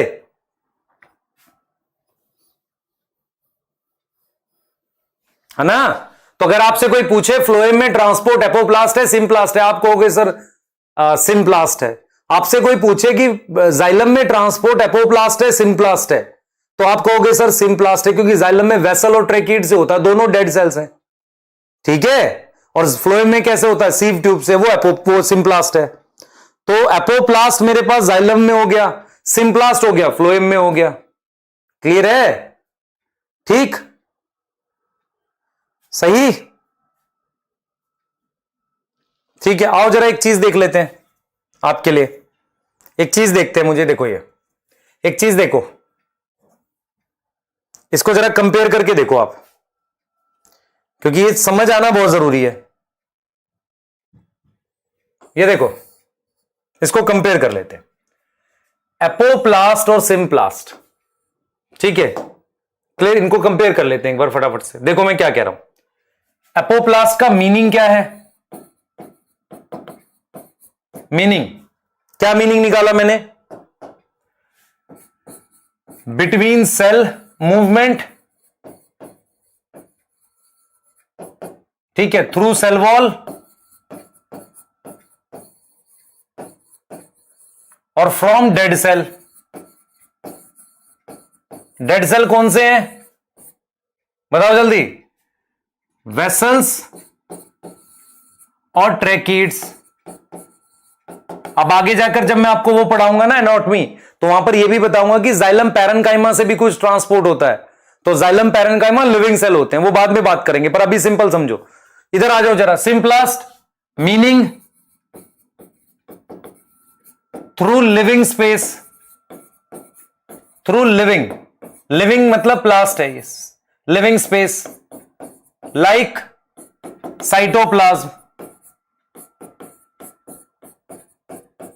अब बताओ जरा, ये देखो, ये सेल्स के बीच में से जा रहा है पानी, ये एपोप्लास्ट है ऐसे, ठीक है? या सेल वॉल के ऊपर से जा सकता है, यहां मान लो सेल वॉल होती, यहां से जा रहा होता, ये एपोप्लास्ट है, ये दिस इज एपोप्लास्ट, इसके ऊपर से भी जा रहा है, सेल वॉल है ये। अब मैं आपसे ये पूछना चाह रहा हूं, एक तो ये हो गया जाना, एक हो गया ये मैंने सेल लिया हुआ है ऐसे, इस तरीके से सेल लिया हुआ है। फोकस करो, ओपी और पीपी टाइप के बच्चे, ओपी मतलब और पापी, पीपी मतलब पुराने पापी। इधर देखो सारे, जो मुंह जमाई ले रहे हैं, कुछ खा रहे हैं, इधर देखो, आलू भुजिया खा रहे हैं बैठ के, इधर देखो सेल के बीच में से जा रहा है, इसमें लेस रेजिस्टेंस है। लेस रेजिस्टेंस समझते हो?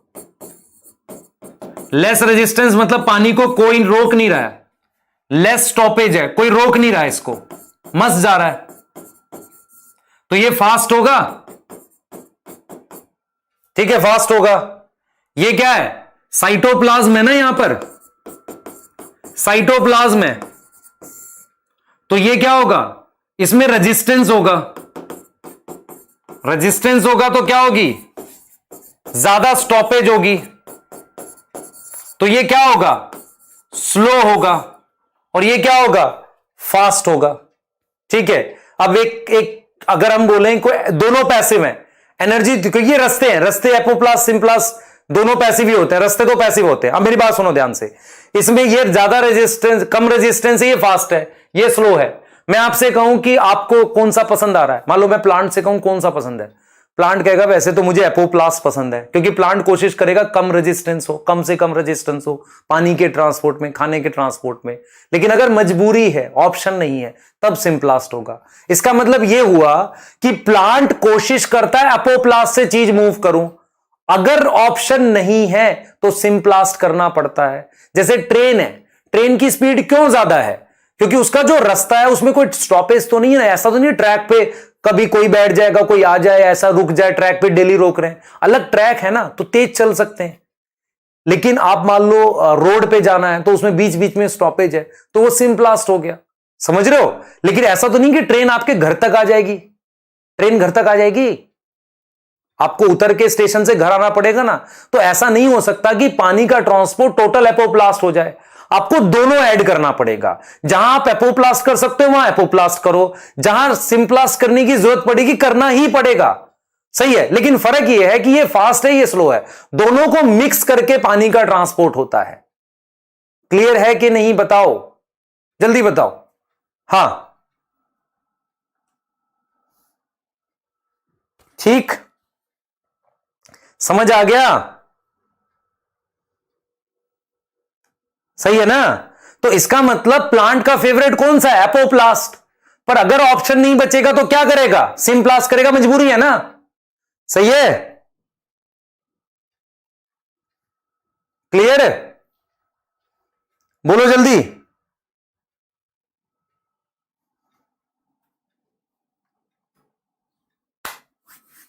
सही है भाई, हर कोई चाह रहा है कि ट्रेन घर ही छोड़ दे, सीधे वहां से निकले, है ना, स्टेशन भी ना जाना पड़े, एक एक जगह से, है ना, हाँ, घर छोड़ दे सीधे, मजा आ जाए। ठीक है, तो लॉन्ग डिस्टेंस ट्रांसपोर्ट जो होगा वो एपोप्लास्ट और सिम्प्लास्ट दोनों रास्तों का इस्तेमाल करता है। ऑप्शन नहीं है हमारे पास, दोनों यूज करने पड़ेंगे जरूरत पड़ती है तो। लेकिन कोशिश ही रहती है कि हम ज्यादा से ज्यादा क्या यूज करें? एपोप्लास्ट। इसलिए एनसीईआरटी की एक लाइन है कि एक बार उसने ये लेयर पार करी, it is free to move apoplast. वो बता देंगे क्या लाइन। आगे चलते हैं, ठीक है, आगे चल रहे हैं। ठीक है, चलो बहुत बढ़िया, आगे आ जाओ भाई, आ जाओ। अब आपको क्या पढ़ना है, मैंने रास्ते समझा दी, मैं इस पे फिर आऊंगा, इस एपोप्लास्ट और सिम्प्लास्ट पे फिर आऊंगा। फिर अभी आपको सिर्फ एपोप्लास्ट और सिम्प्लास्ट का मतलब समझाया है, ये कहां होता है, कैसे होता है, इसको देखेंगे, पर इसका मतलब समझ लो, मेरी बात समझ लो ध्यान से। एपोप्लास्ट सिम्प्लास्ट दोनों पैसिव हैं, रास्ते एक्टिव पैसिव नहीं होते, क्योंकि फोर्स कहीं और से आ रही है। फोर्स पुश और पुल है, समझो, पानी क्यों जा रहा है, कोई से पुश कर रहा है या पुल कर रहा है। अब वो उसको है कि रास्ता कैसा मिल रहा है, रेजिस्टेंस मिल रहा है, नहीं मिल रहा है, वो एक अलग बात है। क्लियर हो गई बात? ठीक है, आ गई बात, आ जाओ भाई। अब मुझे बताओ कि जब हमने ट्रांसपोर्ट स्टार्ट किया था तो हमें ट्रांसपोर्ट करना है किन चीजों का? ट्रांसपोर्ट करना है पानी का। पहले पानी का ट्रांसपोर्ट पढ़ाऊंगा आपको, फिर मिनरल का पढ़ाऊंगा। मिनरल और पानी एक साथ हो जाता है, इसलिए दोनों को रिलेट कर लेंगे। फिर मैं फूड का ट्रांसपोर्ट करूंगा। तो इसका मतलब मैं यहां पर आपको किसकी बात करने वाला हूं? जाइलम को लेकर बात करने वाला हूं। और मैं क्या करूंगा, अब मैं ट्रांसपोर्ट ऑफ यहां पे फ्लोएम की बात करूंगा। तो मैं क्या कर पढ़ाने वाला हूं बेटा? ट्रांसपोर्ट ऑफ फॉलोइंग हमारे सिलेबस में है। सबसे पहले मैं पानी का ट्रांसपोर्ट पढ़ाने जा रहा हूं आपको, पानी का टोटल ट्रांसपोर्ट पढ़ाने जा रहा हूं। सही है, उस पर फोकस करो। ठीक है, क्लियर? एक कह रहा है विदाउट एनर्जी पानी ऊपर कैसे जाएगा। शाबाश, बहुत बढ़िया क्वेश्चन, बहुत खुश हुआ मैं क्या पढ़ा रहा हूं इतनी देर से। तीन चीजें, पहला प्रिंसिपल सिद्धांत, दूसरा फोर्स, वो पुश और पुल लेके जा रहा है पानी को। एपोप्लास्ट और सिंप्लास्ट तो सिर्फ रास्ते हैं। मेरे पास हाईवे पे गाड़ी खड़ी है, रास्ता खुला हुआ, गाड़ी अपने आप जाएगी नहीं, उसमें इंजन लग रहा है, फोर्स चाहिए। तो फोर्स क्या है? ट्रांसप्रेशन पुल। समझ आ रहा है? ट्रांसप्रेशन पुल एक फोर्स है। लेकिन जाते वक्त रास्ता कौन सा है? मोर रेजिस्टेंस या लेस रेजिस्टेंस। तो रास्ते एक्टिव पैसिव नहीं होते, रास्ते या तो स्लो होते हैं या फास्ट होते हैं, पर चलना किसकी वजह से? फोर्स की वजह से। ठीक है, हार्मोन छोड़ दे यार, एडजस्ट कर लेंगे इतने में, सही है।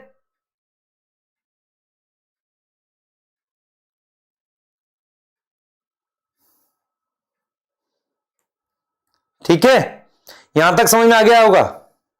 गटेशन ओटेशन सब पढ़ा दूंगा, शांति रखो एकदम, ऐसा मस्त समझ में आने वाला है ना। हाँ, हार्मोन की बात कर लेंगे भाई। हार्मोन असल में क्या है? हार्मोन बहुत थोड़ी दूरी पे जाता है, बहुत कम अमाउंट में ट्रांसपोर्ट होता है, उतना इंपॉर्टेंट नहीं है हमारे लिए। हम तो अभी ये तीन चीजों की बात करेंगे सिर्फ, ठीक है। मेनली हम बात करने वाले पानी, मिनरल्स की और फूड की। ठीक भाई, सब पढ़ाएंगे बेटा। हाँ बेटा देखो, नीट के पेपर में बेइज्जत होने से अच्छा है कि मास्टर के हाथ तो थोड़ी बहुत बेइज्जती सह लो, है ना। आप बैच में नहीं पढ़े मेरे से, नहीं तो ऑफलाइन में तो बच्चों को ऐसा लगता है यार ऐसे बैठे रहते हैं ड्रॉपर वाले, कुछ हम सवाल पूछते हैं नए नए टॉपिक, पढ़े हुए टॉपिक्स में, जो ऐसा नहीं उन्होंने पढ़ा नहीं होता ऑलरेडी, जो ड्रॉपर के सेकेंड ईयर के होते हैं या 12th के भी कहीं के होते हैं, तो अच्छे सवाल पूछ लेते हैं, है ना। ठीक है, हम मास्टरों से भी अच्छे पूछ लेते हैं, ऐसा नहीं है, ठीक है। तो वो अलग चीज़ है कि भाई ऑनलाइन में तुम सामने नहीं हो तो सवाल नहीं पूछ सकते, इससे पता नहीं चलता है कि मुझे कितना आता है। ये जेन्युइन बात बता रहा हूँ आपको। नहीं तो होता ये है कि अगर ऑफलाइन हो तो आप मेरे से क्रॉस क्वेश्चन पूछो, फिर एक्सप्लेनेशंस देखो खतरनाक, तो इससे नॉलेज जज हो जाती है। ठीक है, चलो कोई बात नहीं, जाने दो, कोई दिक्कत नहीं है ना। ठीक है, आगे आ जाओ, आ जाओ भाई, आगे आ जाओ। सबसे पहले पानी के ट्रांसपोर्ट की बात करने वाला हूं मैं, ठीक है। हम बात करेंगे, पहला टॉपिक पढ़ रहा हूं, सबसे बड़ा टॉपिक है इस चैप्टर का, इसे ट्रांसपोर्ट ऑफ वाटर कह रहे हैं। एकदम फोकस करके सुनना, ठीक है, क्लियर, फोकस करके सुनना भाई, ध्यान से सुनो, फोकस करके सुनो।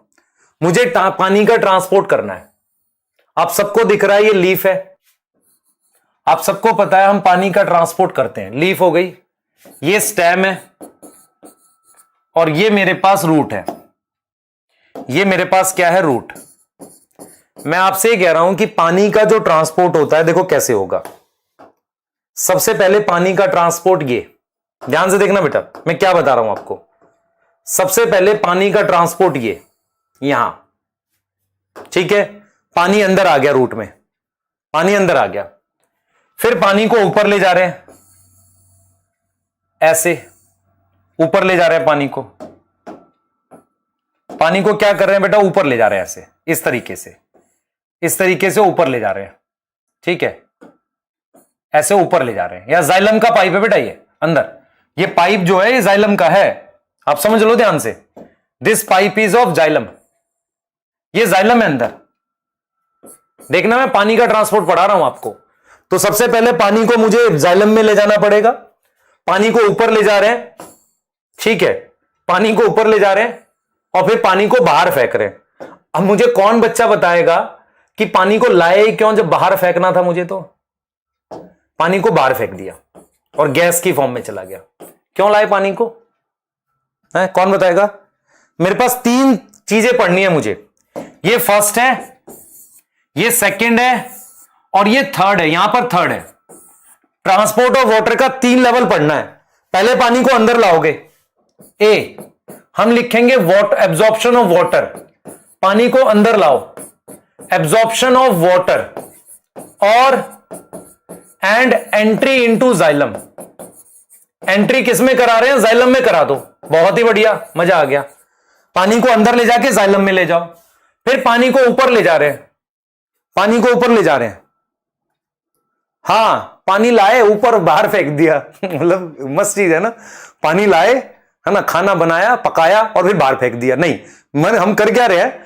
पानी को ऐसे ऊपर ला रहे हैं। ऐसा लाने का 2 फायदा है, एक तो पानी प्लांट को जिस सेल को चाहिए उसको मिल जाएगा, दूसरा क्या है, मुझे मिनरल चाहिए, मुझे बहुत सारा, मुझे क्या चाहिए, बहुत सारा मिनरल चाहिए, उसके लिए पानी का ट्रांसपोर्ट कर रहे हैं। मैं आपको एक चीज बताता हूं, ध्यान सुनना, आपको एक चीज बताता हूं, बहुत ध्यान से सुनना, बहुत ध्यान से सुनना, मैं आपको बताता हूं, आपको इसको समझना, आपको समझने वाली भी। जैसे मान लो ये बीकर है, इस बीकर में इतना पानी है और इसमें ये ग्लूकोज है, ग्लूकोज डाल दिया मैंने 5 ग्राम, 5 ग्राम ग्लूकोज डाल दिया। इसमें मेरे पास मान लो 1 लीटर पानी है। अब मेरे पास इस कंटेनर में 100 लीटर पानी है और इसमें भी 5 ग्राम ग्लूकोज है। यह फर्क है जो मैं बात बोलने जा रहा हूं, सुनना मैं क्या कह रहा हूं।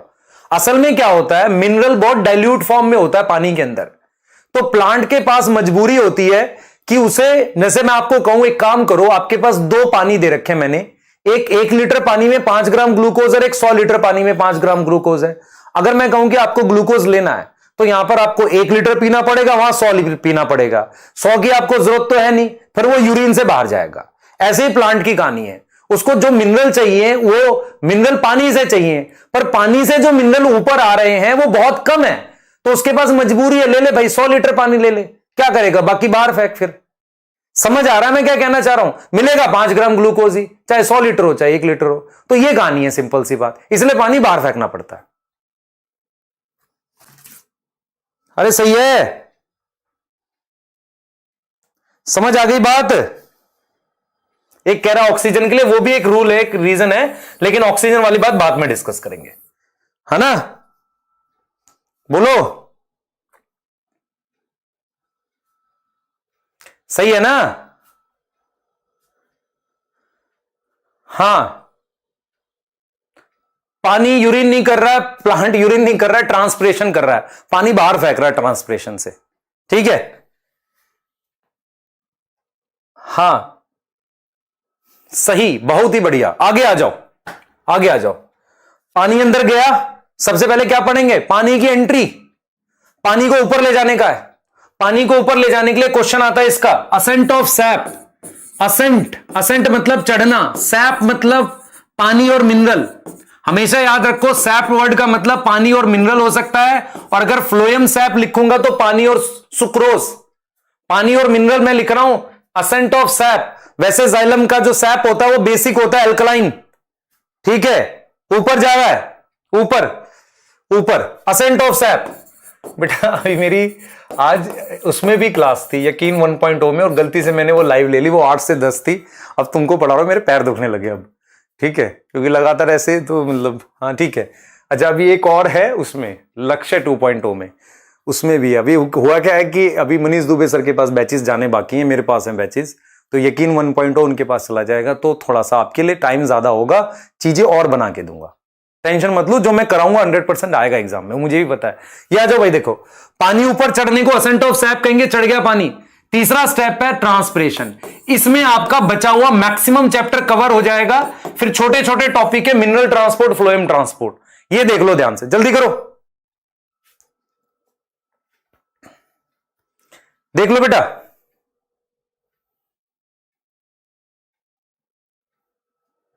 ठीक है, क्लियर, ठीक है। अब ये देखो हमने क्या क्या बताया, हमने लिखा एब्जॉर्प्शन ऑफ वाटर, पानी को पहले अंदर ले जाना है, फिर पानी को ऊपर चढ़ाना है, फिर ट्रांसपिरेशन। पर आपको एक चीज समझ में आ रही है, पानी ऊपर जाइलम से जा रहा है। मैं अगर आपसे पूछूं असेंट ऑफ सैप में एपोप्लास्ट है सिम्प्लास्ट है, पानी ऊपर इस पाइप से जा रहा है, पानी ऊपर इस पाइप से जा रहा है। देखो पानी जाइलम के पाइप तक, ये जाइलम है ये वाला, पानी जाइलम के पाइप तक पहुंचने से पहले उसने एपोप्लास्ट सिम्प्लास्ट दोनों कर लिया, लेकिन एक बार जाइलम में आ गया तो वो ऊपर जा रहा है। मुझे बताओ जरा वहां पर एपोप्लास्ट है कि सिम्प्लास्ट? अगर आपने मेरी बात समझी होगी तो आप कहोगे सर एपोप्लास्ट है, मजा आ गया, ठीक है। हाँ क्लियर, बहुत ही बढ़िया, ठीक है। हाँ, और अगर पानी यहां सेल्स के बीच में से लॉस हो रहा है, ये भी एपोप्लास्ट है। इसका मतलब जो भी सिम्प्लास्ट होता है वो थोड़ा बहुत एब्जॉर्प्शन के टाइम पे होता है। तो अब मैं आपको क्या पढ़ाने वाला हूं topic, absorption of water and entry of water in xylem. ये दो अलग अलग टॉपिक है, दोनों को दो पार्ट में पढ़ा रहा हूं। सबसे पहले मैं पढ़ा रहा हूं एब्जॉर्प्शन ऑफ वाटर, पानी रूट कैसे एब्जॉर्ब करेगी, फिर मैं पढ़ा रहा हूं entry of water into xylem. ये दो पार्ट में पढ़ा रहा हूं, जल्दी जल्दी देखो बेटा, फास्ट।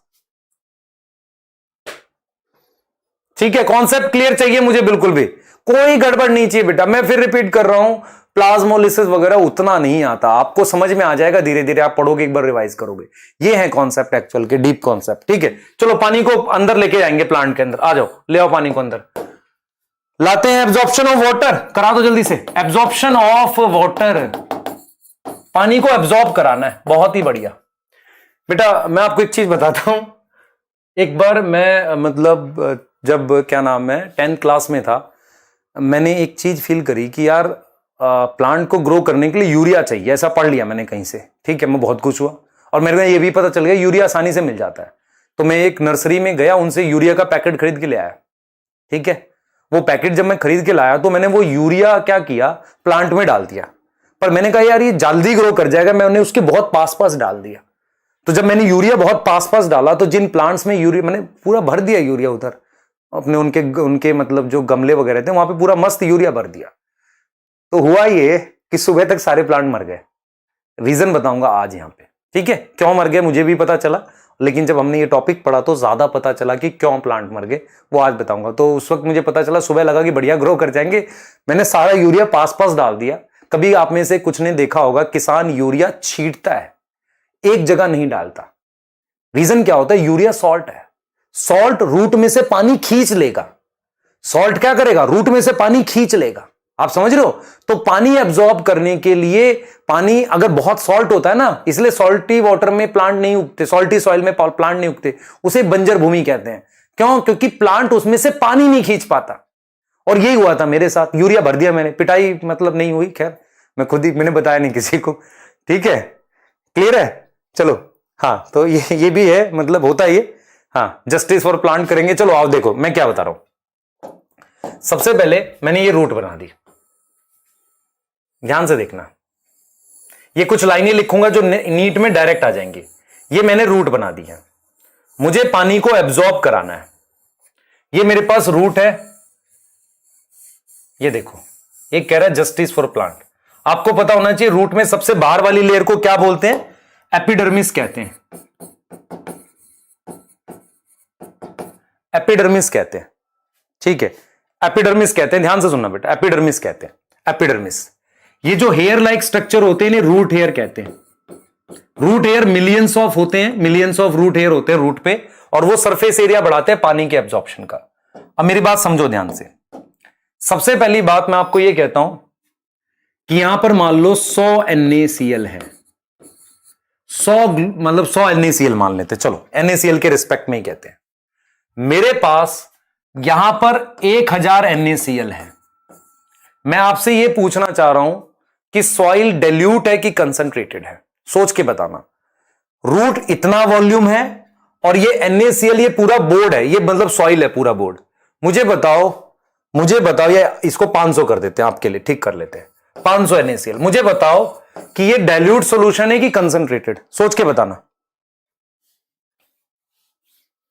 कंसंट्रेटेड, पिटाई करूंगा मैं जिसको अभी तक मोलैरिटी नहीं आई होगी। बेटा मेरी बात सुनो ध्यान से, रूट सिर्फ इतना वॉल्यूम है, ये पूरा बोर्ड है, इसमें 500 NaCl है, वॉल्यूम ज्यादा है। सॉइल में अमाउंट ऑफ मिनरल ज्यादा होता है, पर सॉइल एक डाइल्यूट सॉल्यूशन होता है, क्योंकि वो पूरी सॉइल में बहुत बड़े एरिया में है। तो सॉइल कौन सा सॉल्यूशन हुआ, डाइल्यूट कंसंट्रेटेड? बताओ सॉइल कौन सा सॉल्यूशन हुआ? सॉइल हुआ मेरे पास कौन सा solution? Soil is a dilute solution. जिस बच्चे को नहीं समझ आई, वॉल्यूम ज्यादा है ना, soil is a dilute solution.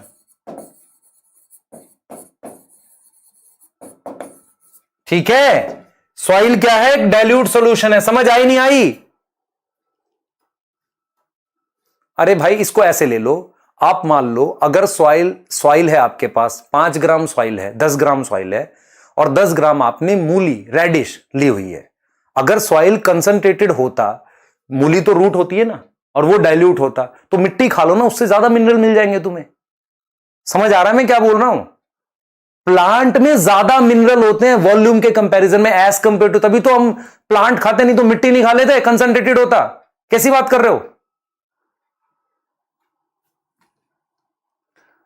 अरे आ गया समझ?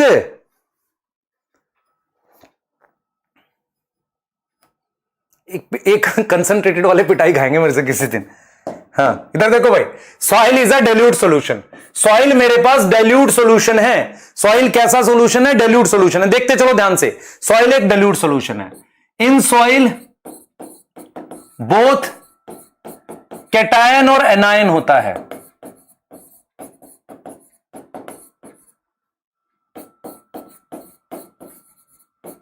ठीक है, बोथ कैटायन और एनायन होता है। ठीक है, बहुत कैटायन। बेटा बहुत लॉजिक है बायो में, इतने लॉजिक भरे पड़े हैं। आ जाओ, soil is a dilute solution. Soil में दोनों कैटायन और एनायन दोनों होता है। मैं आपको एक चीज बताता हूं, हमेशा याद रखना। प्लांट क्या करता है? पहले मिनरल एब्जॉर्ब करता है। सुनो ध्यान से, हमेशा याद रखो बेटा, ये भी उसमें जूलॉजी में भी काम आएगा। प्लांट क्या करता है? सॉइल एक डाइल्यूट सॉल्यूशन है, तो पहले क्या होता है? मान लो ये सोडियम है, तो पहले सोडियम एब्जॉर्ब होता है। जब सोडियम एब्जॉर्ब होगा तो यहां पर क्या हो जाएगा? यहां पर मिनरल ज्यादा हो जाएगा, पानी उसके पीछे आएगा। तो पहले सोडियम एब्जॉर्ब हुआ, फिर रूट हेयर से पानी उसके पीछे जाएगा। आप समझ रहे हो कैसे एब्जॉर्प्शन होती है पानी की? मैं आपको पानी का एब्जॉर्प्शन पढ़ा रहा हूं, पर मैं आपको कह रहा हूं soil is a dilute solution. Soil में कैटायन और एनायन दोनों होते हैं।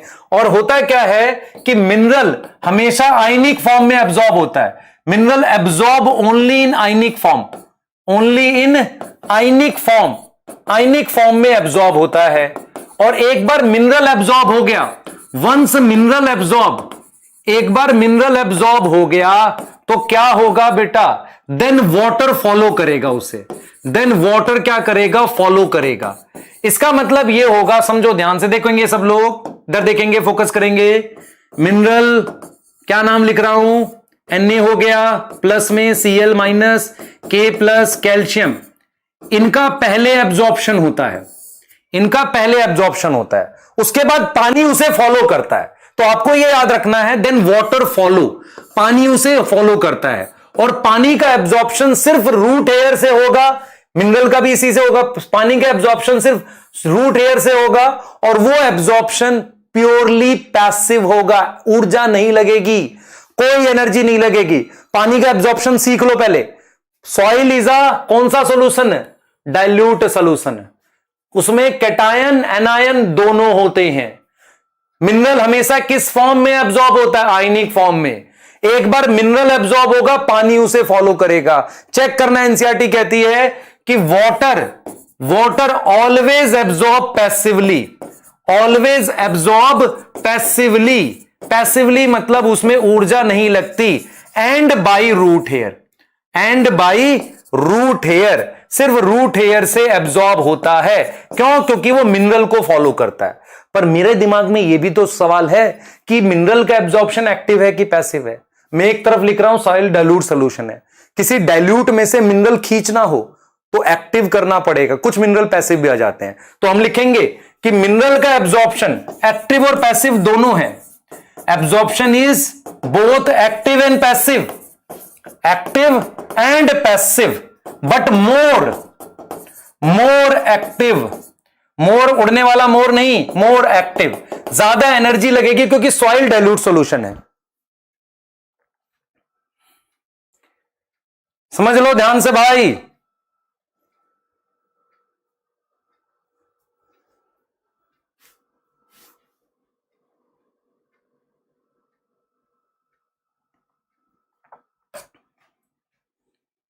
बेटा पहले कौन जाएगा? पहले मिनरल जाएगा, पानी उसका पीछा करेगा। पानी का एब्जॉर्प्शन प्योरली पैसिव होता है, पानी का एब्जॉर्प्शन प्योरली पैसिव होता है। समझ लो ध्यान से, मिनरल का एब्जॉर्प्शन एक्टिव और पैसिव दोनों होता है। ठीक है, चेक कर लो एनसीईआरटी और बोलो जय माता दी, एनसीईआरटी की जय। ठीक है, कुछ भी बोल सकते हो, आपकी मर्जी, एज पर योर गॉड, है ना, एज पर योर जो भी है, मतलब आप अपने हिसाब से बोल सकते हैं, कोई दिक्कत नहीं है। ये कोई रिलीजियस बात नहीं करो, जस्ट ऐसे कह रहा हूं। ठीक है, बुरा नहीं माने किसी कोई भी इस बात का, बस ये कह रहे हैं, ठीक है, समझ आना चाहिए, है ना। मैं सिर्फ एब्जॉर्प्शन पढ़ा रहा हूं।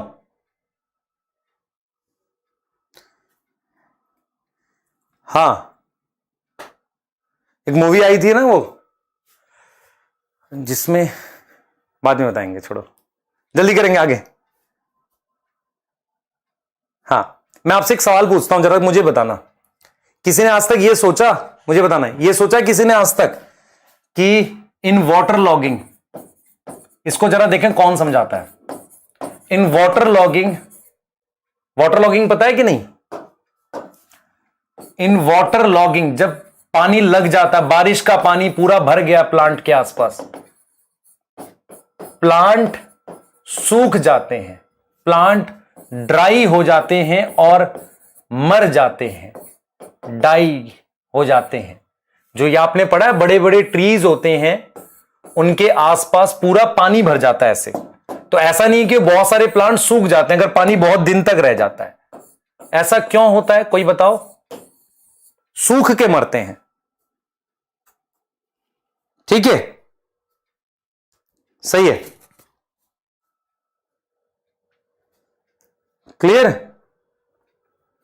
अरे यार पढ़ लो ना प्लीज, फिर तुम कमेंट में। हाँ देखो ध्यान से सुनो, सूख के क्यों मर जाते हैं, मेरी बात सुनो। देखो आपको यह पता होना चाहिए कि जो सॉइल होती है, सॉइल के बीच में ऑक्सीजन होती है। यहां क्या प्रेजेंट होती है? ऑक्सीजन प्रेजेंट होती है। ऑक्सीजन किस लिए चाहिए? रिक्वायर फॉर रेस्पिरेशन, ऊर्जा बनाने के लिए, जिसकी मदद से क्या बनता है? एटीपी फॉर्म होता है, एटीपी बनता है। एटीपी किस लिए चाहिए? फॉर मिनरल एब्जॉर्प्शन चाहिए। क्या चाहिए? मिनरल एब्जॉर्प्शन चाहिए। देख लो ध्यान से, रिक्वायर फॉर मिनरल एब्जॉर्प्शन, ठीक है। देख लो, ऑक्सीजन प्रेजेंट है, ऑक्सीजन सॉइल के बीच में होता है, वो किसके लिए चाहिए? रेस्पिरेशन के लिए, जिससे एटीपी बनता है। और मैंने कहा ना, मिनरल एब्जॉर्प्शन मोस्टली एक्टिव होता है। मोस्टली क्या होता है? एक्टिव। एक्टिव मतलब एनर्जी खर्च करनी पड़ेगी, पंप के थ्रू होगा, और उसके लिए एटीपी चाहिए।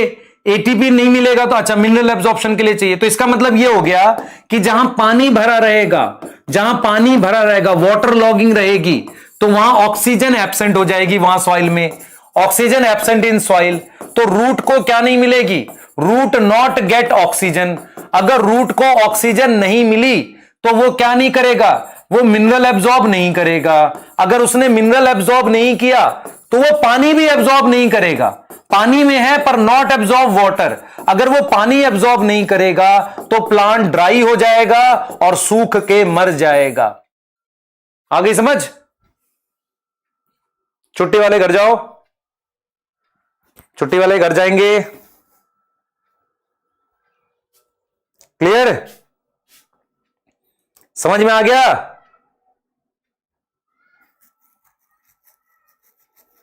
क्लियर है ना?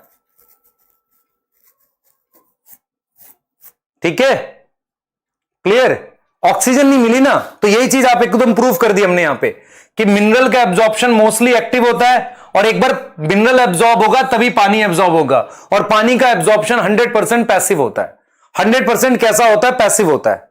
क्लियर है? ठीक है, रिपीट क्या कर रहे हो बेटा? रिपीट। अब यूरिया वाली बात क्या थी सुन लो। यूरिया मान लो मैं यहां पे खूब सॉल्ट डाल देता हूं, खूब सॉल्ट डाल देता हूं। सॉल्ट क्या करेगा? पानी खींच लेगा बाहर। अगर बाहर सॉइल में काफी सारा सॉल्ट है तो पानी खींच लेगा, तो प्लांट तो वैसे ही मर जाएगा। अब करके देख लो, नमक गिर देना किसी प्लांट पे, सूख के मर जाएगा पानी। ऑक्सीजन क्यों कम है? वाटर लॉगिंग में ऑक्सीजन, पानी भरा है ना बेटा, पूरा ये पानी भरा हुआ है, तो ऑक्सीजन डिफ्यूज कैसे करेगी? अगर सॉइल होती है ऐसे, तो सॉइल में से कुछ कुछ ऑक्सीजन डिफ्यूज करके अंदर जाती है, पर ऑक्सीजन की जगह में पानी भर गया। ठीक है, क्लियर? आगे आ जाओ भाई, आगे आओ। अब मैंने आपको क्या पढ़ाना है देख लो जरा। मैंने आपको कहा एब्जॉर्प्शन ऑफ वाटर, मुझे ध्यान से सुनना बेटा, एब्जॉर्प्शन ऑफ वाटर बता दिया आपको। अब मैं आपको क्या बताने जा रहा हूं? पानी की एंट्री किसमें? जाइलम में। पानी की एंट्री जाइलम में, वो पढ़ाने जा रहा हूं, वो देख लो जरा ध्यान से। पानी की एंट्री पढ़ाने जा रहे हैं किसमें? जाइलम में। देख लो भाई, ध्यान से देख लो। तो देखो मैं क्या बता रहा हूं यहां पे, देखो भाई ये रूट का ट्रांसफर सेक्शन है। बच्चे देखो भाई सारे, ये रूट का ट्रांसफर सेक्शन है। ट्रांसफर सेक्शन क्या होता है? मैं इस तरीके से रूट को काट दूं तो ट्रांसफर सेक्शन है। पहले लेयर्स के नाम याद करो, सारे बच्चे नाम याद करेंगे। सबसे बाहर वाली लेयर को क्या बोलते हैं? एपी। एपी का मतलब आउटर, बाहरी। एपीडर्मिस, डर्मिस मतलब लेयर। ये रूट एयर है, दिस इज रूट हेयर, ये एपिडर्मिस हो गया। इसको हमने क्या बोल दिया, देखो ध्यान से, ये यहां पर सेल्स हैं, इसको हमने कॉर्टेक्स बोलते हैं। लेयर के नाम याद करो, ये सबसे बाहर वाली लेयर हो गई, ये रूट लेयर हो गई, यहां पर सेल्स होते हैं, इन्हें कॉर्टेक्स बोलते हैं। इन्हें हम क्या बोलते हैं, कॉर्टेक्स। तीसरे नंबर पे कौन सी लेयर है, ये बाहर से अंदर की तरफ जा रहा हूं मैं, तीसरे नंबर पे कौन सी लेयर है, ये एंडोडर्मिस है। प्लांट की रूट के अंदर लेयर्स बता रहा हूं। फिर ये अंदर कुछ लेयर्स और है, व्हाइट से दिखा रखा है, ये वाली, इन्हें पेरीसाइकिल कह रहा हूं। इन्हें क्या कह रहा हूं, पेरीसाइकिल। और ये वास्कुलर बंडल है, पी से फ्लोएम और एक्स से जाइलम। देख लो, तो लेयर्स कौन कौन सी हो गई, ये एपिडर्मिस हो गई, देखो फिर से, दिस इज एपिडर्मिस, याद करो जल्दी से लेयर, तभी समझ आएगा। दिस इज कॉर्टेक्स, ठीक है। ये वाली लेयर कौन सी है, एंडोडर्मिस, ये इसके अंदर की पेरीसाइकिल, पेरी का मतलब पेरीफेरी, पेरीसाइकिल, ये फ्लोएम और जाइलम, तो अलग अलग है ये, देख रहे हो, एक फ्लोएम इधर, जाइलम इधर, फ्लोएम इधर, जाइलम इधर, इनको दोनों को मिलाकर मैं नाम देता हूं वास्कुलर बंडल। Vascular bundle. मुझे पानी कहां चाहिए भाई, मुझे पानी कहां चाहिए, पानी मेरा यहां आ गया, एंट्री करा दी है मैंने पानी की, पानी की मैंने एंट्री करा ली है। अब यहां से मुझे पानी को कहां लेकर जाना है, देख लो, यहां से मुझे पानी को कॉर्टेक्स से होता हुआ, ऐसे कॉर्टेक्स से होता हुआ, एंडोडर्मिस से होता हुआ, आपको यह जाइलम तक लेकर आना है पानी, और फिर उसके बाद ये ऊपर चला जाएगा। ये करना है मुझे, समझ आ रही है, अरे कुछ कुछ समझ आ रहा है, जल्दी बताओ। इतने मतलब आतुर है पढ़ने के लिए, केमिस्ट्री पढ़नी है सर, जो पढ़ा रहा हूं तो पढ़ ले भाई, ये भी आने का है, बायो ज्यादा नंबर की है, ठीक है। इतने आतुर है मतलब एकदम, सर केम छोड़ दो, आज तो केमिस्ट्री पढ़ के छोड़ेंगे, आज वहां जाके हम ऐसे ऐसे बॉन्ड बना देंगे 4-5 तरह के, जो सर ने भी नहीं सुने होंगे, ऐसे वाला क्या, बताओ, जाइलम में ले जाना है, ठीक है। सीक्वेंस देखो, ब्रेक दे रहा हूं बेटा, छोड़ रहा हूं, नहीं करा रहा आगे। सीक्वेंस देखो, कल थोड़ा एक्स्ट्रा टाइम पढ़ाऊंगा, पहले बोल रहा हूं, रोना नहीं। Sequence, epidermis, cortex, endodermis, pericycle और जाइलम। अब वो सेल के बीच में से जा रहा है, किसके थ्रू जा रहा है, वो उसकी प्रॉब्लम है, ठीक है। हाँ ठीक, हाँ सारे बॉन्ड बना लेना, बैक बॉन्डिंग, बनाना बॉन्डिंग, कोऑर्डिनेट बॉन्डिंग, है ना, सही है।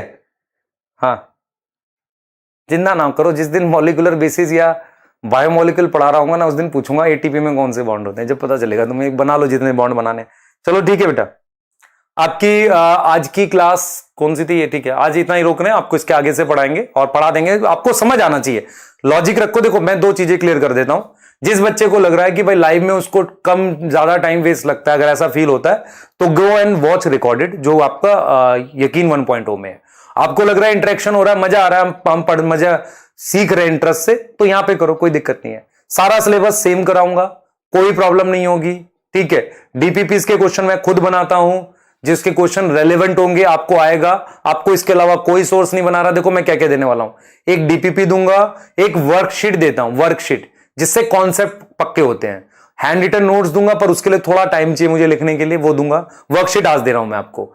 इसके अलावा मैं सक्षम और मंथन नाम के 2 असाइनमेंट और दूंगा, जो मुश्किल क्वेश्चन के भी होंगे, जो आपको और कॉन्सेप्ट, मंथन सबको नहीं बनाना होता, मर्जी होती है, सक्षम तक आप बना लेना। तो अभ्यास के आपको मिल रहे हैं, सक्षम के मैं आपको दे दूंगा, मंथन जो रहेगा वो आपकी मर्जी है, बनाओ ना बनाओ, मैंने अभी तक दिया नहीं एक भी असाइनमेंट उसका, पर वो मुश्किल होगा, मर्जी है, बना लो, पर उसकी कोई डिस्कशन नहीं करूंगा कभी, ठीक है, वो आपका दिमाग लगा लो, ठीक है, क्लियर है। हाँ, तो घबराना नहीं है यार, है ना, हम ऐसे नहीं है कि आपको, कल कुछ बच्चे लिख रहे थे कि स्कैम हो गया, लाइव नहीं ली, अरे भाई मेरी मर्जी, मैं कैसे भी पढ़ाऊं, टेंशन मत लो, सिलेबस बढ़िया पढ़ाऊंगा, 1 नंबर का बढ़िया सिलेबस, कोई दिक्कत नहीं होगी, ठीक है। हाँ, मैं ऐसे बड़ी बड़ी बातें नहीं फेंकूंगा, ये कर दिया वो कर दिया, वो नहीं। सिर्फ बढ़िया सिलेबस, एकदम प्रॉपर सारी चीजें एनसीईआरटी से खोल के देख लो, अगर एक एक लाइन मिले नहीं। बल्क फ्लो मास फ्लो मिल जाएगा। मैंने अभी वो नहीं बताया माइकोरिजा वगैरह के बारे में, वो बताऊंगा मैं अभी आपको, क्लियर, पर मिलेगा सारा आपको अभी, ठीक है। आप देख लो, प्योरली पैसिव लिखा हुआ है, क्लियर, प्योरली पैसिव लिखा, पानी का एब्जॉर्प्शन और रूट हेयर से होता है, ठीक है बेटा। मूवी का नाम कस ये था कि बेटा जो पढ़ना है वो डिस्को, बाकी तो खिसको, है ना, जिसको नहीं पढ़ना। ठीक है, bye, thank you so much.